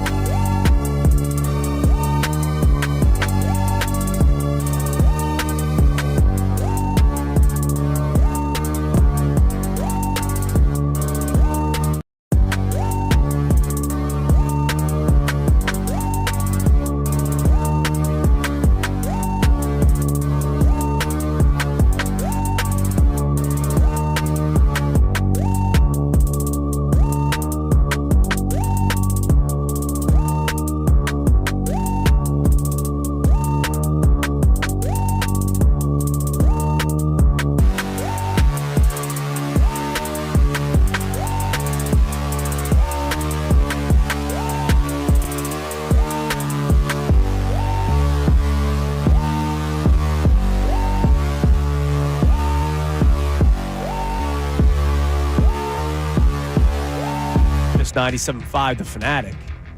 Connor, I was telling John even more about this movie, The Good Nurse. It's a local story. It happened in New Jersey. Okay, I'm checking this out. It's on Netflix. We're gonna watch. We might watch it today. It's a good Who movie. knows? And you get to watch Eagle Great Namdi Asamoah. Really? Yeah, I'm going to pass. So he doesn't. So he's an FBI agent and everything? Yeah, man. Does his partner get shot at and he misses covering for him? Yeah. I'm wondering. No. Does somebody I don't think there was a shootout scene in this Does movie. the villain beat him somewhere? Like to the exit as he's trying to get out of the room? No, but he may have been eating lunch in his car. Wasn't that a Namdi story? Yes, it was. It was a Namdi Yeah. story. Yes, he was probably studying scripts. But this is what coaching does. Zach Bond was doing that type of stuff down in New Orleans. Yeah, Next that's thing you know, right. he's an all-pro. It's That's about right. putting guys in the right situation. Well, it goes back to Byron Maxwell. We hated him here because how bad he was. He was great in that system in Seattle. So same with Namdi. Namdi was great in the system with the Raiders, and then he comes here. That Seattle team I compared the Eagles' defense to? Yes. And look at that. Do we have our own Legion of Boom potentially? No, that wasn't the. You see, he's getting all smug in there as if he didn't say that Russell Wilson didn't stink. Now, my point of that was everyone's worried about how the offense is playing. This defense legitimately might be good enough. It doesn't matter. And that doesn't mean that the offense doesn't have to, we shouldn't expect them to play to a higher level because they're talented enough too. But everyone's so worried about the offense. You may just look at the defensive side of the ball and say, it's going to be 14 points or less all the way Well, and that's through. why I tweeted at halftime on Sunday that the game was over. And I know a lot of people were very upset thinking I jinxed the team, like our own John Kincade, who believes in jinxes. No, I don't clearly. believe in jinxes. The Packers were not coming back against this Eagles defense. All right? That Packers team. We'll see about Stafford and McVay. If it's a 10-0 game at halftime, I'm probably not tweeting that out if the offensive line is healthy and he has his weapons. That one-score game that you thought was all over? It was a two-score game. The Eagles had their worst tackling in the second half. It was a two-score game when I tweeted it was their worst tackling in the second half. But when you tweeted it, then it became a one-score game, and they had their worst tackling half. I didn't expect them to give up a two-score lead. Most missed tackles. And that's why I said you got to tackle their well. worst. You have to tackle well Sunday. They do, against the and they're Rams. not getting there. They got to clean that up, baby. Clean it up. Clean it up. Yeah, but at the time when I tweeted it out, it was a two-score game. I did not expect them to be outscored by 11 points in the second half. That's interesting. That's very good. He was right. You're psychic. Spot yes, on. he did turn out to be right. He did, absolutely. I was That's spot what on making with a take is, right? He did turn out to be right. In this case, I wanted to be the one that was right. Number one amongst the three of us. See, there it is. All right, Vegas is telling you that you should like the Eagles in this game as well. If you remember, 3.5 was how the line came out for the Packers game. It ended up getting up to 5.5 on some books. FanDuel stayed still at 4.5. I don't know what your respective books ended up having it at, but it moved up a point for me. And a lot of people probably said that was the Jalen Hurts factor, not knowing whether or not he was going to play. He was always going to play. Vegas knew he was always going to play. This one opened up at 6.5. You guys saw? I have it at 5.5. It did open at 6.5. Okay. Went to 4.5 at one point. I've had it went at back 5.5 and then steady. Now it's 5.5. Okay. So Just Vegas bounced around. has the Eagles as 5.5 point favorites. So that's 2 points more than what it was against the Packers. I'm looking at it on the strip. On the strip, it was open then 6, 6.5, 4.5, 5.5. Okay. So it's moved around a lot. So some quick money came in on the Rams. I wonder if that was more so Rams points and not necessarily Rams winning. Correct. And now it's going back up. Once it gets to 4.5, it goes up to 5.5. It's probably going to stay around 5.5, 6 the entire time. But Vegas is telling you that the Eagles have even more of a chance in this game than last week's game. The Eagles are clearly the better team here. You know what I'm excited to see? What's that? That stupid computer at ESPN. Remember? You mean the one that the picked? FBI? You mean the one that picked the Packers on Sunday morning, 50.1? Wait, to it did? 49. Yes, it did. No. Yes, it did. When it first came out, remember Eagles had 50.3% How chance about to win. It was 50.1 at closing on Sunday. Are you kidding? What is so stupid? It's stupid because it's engagement farming. It's engagement farming. But it's supposed to be a computer, John. Guess what? Do you believe it's a computer? Who else would it Here's be? what I would believe. Hembo? Here's what I believe. It is people who use computers to come up and create content. So technically, it's a computer. But a computer is only as good as the BS that people feed into it. And they can get whatever results you want. If we said to Connor, use this computer to get a result that tells us we should be scared of the Rams, Connor could find all these things to feed the computer with to ignore things that are Eagles' favor and look more towards the favor of the Rams. My coding is a little rusty, but I'll get on that for you. That is the truth. I just asked ChatGPT if the Eagles will beat the Rams. And what did ChatGPT have to say? I can't predict the outcome of specific games, but I can provide some context to help you assess the matchup. Okay, so what happened? As of right now, the Eagles and the Rams both have strong teams, but their performances can vary based on injuries, team dynamics, and other factors. This stuff is so stupid. Who wrote that? Eagles have been the computer, ChatGPT. Somebody programs it to say that. Here's what they wrote. Ultimately, the result will depend on how each team executes on game day. If you're looking for a prediction, it could come down to matchups. If the Eagles defense can handle Stafford's passing game and the Rams offense, they'll likely have the edge. But the Rams have been known to surprise opponents. Stop. This is so stupid. What a wasted BS that is.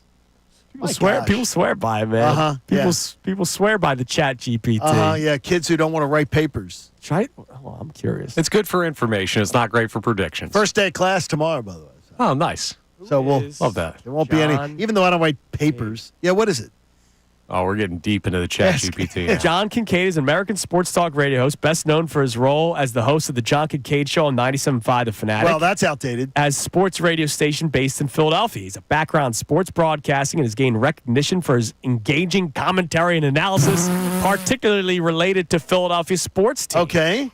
Oh, in addition to his work in radio. Kincade has also contributed to national sports coverage, including his role with ESPN Radio. He is known for... What?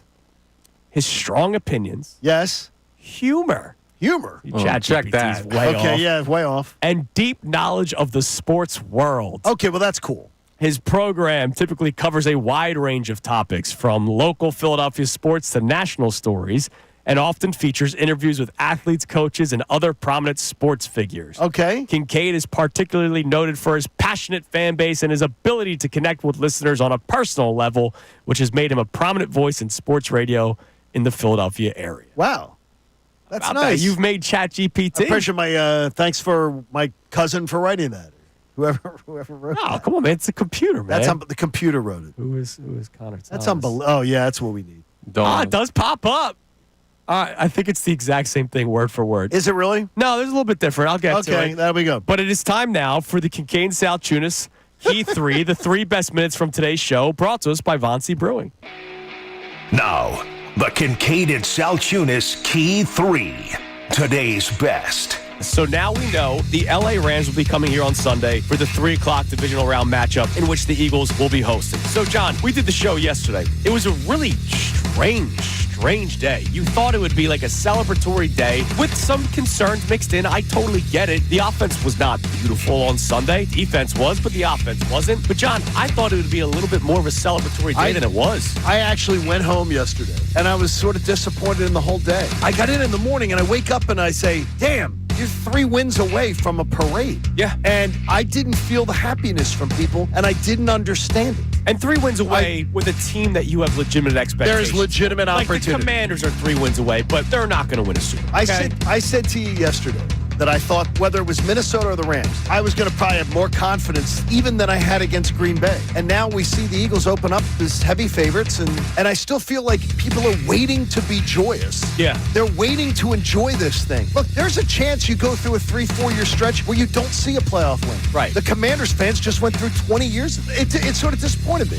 Now we know that it's the Rams. After a weird day yesterday, how are you feeling today? I will tell you right now. I will look you in the eyes. The Eagles are the better football team. There is absolutely no doubt on my mind. Stare at The Eagles are the better football team. Yes. They should and will win on Sunday. And if you feel otherwise, we're here for you to talk about it. Do you feel that, John, that the Eagles are still far and away, the better team than the LA Rams, who will be coming to town on Sunday at 3 o'clock? Out of the respect I have for the quarterback position, I don't think you have a big advantage at quarterback, except in mobility. The Eagles' offensive line is massive and usually plays even better than they did Sunday. The Eagles' defensive front is comparable. I'd say it's comparable. The Eagles' secondary is incredibly better. The Eagles' running game is better. The Eagles' passing attack is star quality. It seems like it would be a match, but the Eagles are better. I don't see any way. The Rams are coming in, short week, travel back to L.A.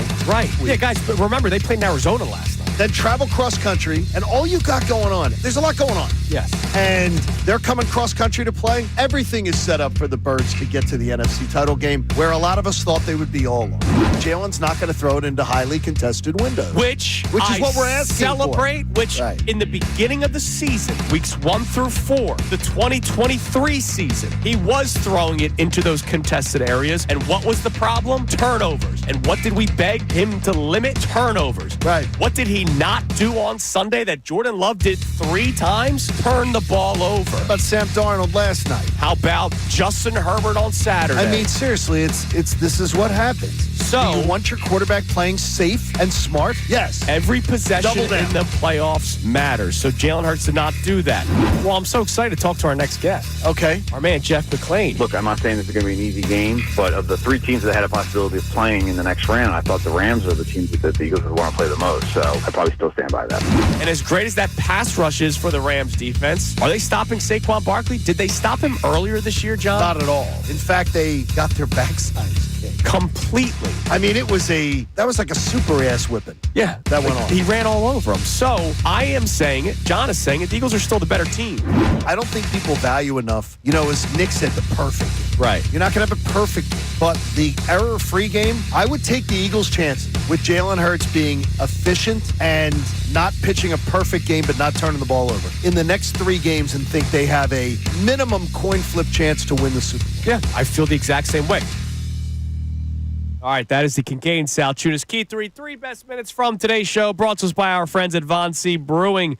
Check out their Key 3. They got the OG Pills, the legendary Philly Lager, gold medal winner at the 2023 World Beer Cup for the best American Pilsner. The Walking on Clouds, which is Von C's flagship hazy IPA. I love that one. That one tasted absolutely delicious. My friend Paulie was in town. I think he liked it this weekend. Oh, did he? Yeah, Dude, he it was great. That one was very smooth. That's when Christy and I went away up to upstate New York, or not upstate, but to New York. Brought it along with you? Oh, yeah, wow. It was great. And the Vienna Lager is all the German ingredients. Check out VonCBrewing.com and see them in Norristown. Hey, by the way, we have one more pair of Sixers tickets for tomorrow night's game against the Knicks.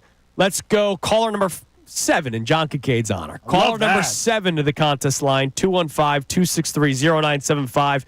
You'll get a pair of tickets for the Sixers game tomorrow night against the Knicks at the Wells Fargo Center. Single game tickets are on sale now at Sixers.com. ChatGPT, a fan of Connor Thomas. Really? What did the ChatGPT Well, they say talk about that? how you work at the Fanatic and you cover a wide range of topics, and you cover the Eagles and Phillies and Sixers and Flyers, but the final paragraph should make you very happy. He has also contributed to the station's broader sports coverage and can be seen as part of the rising generation of voices in Philadelphia sports Love media. that. Which includes personalities like John Kincaid. So you're a rising. No, I'm rising?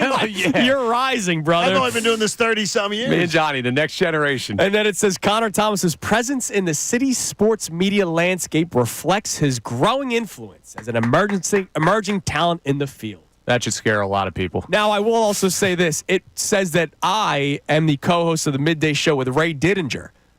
Now, that would be an honor. Would be you an love Ray Didinger. absolute honor to work with Ray Diddy. But it's not. But that is not true.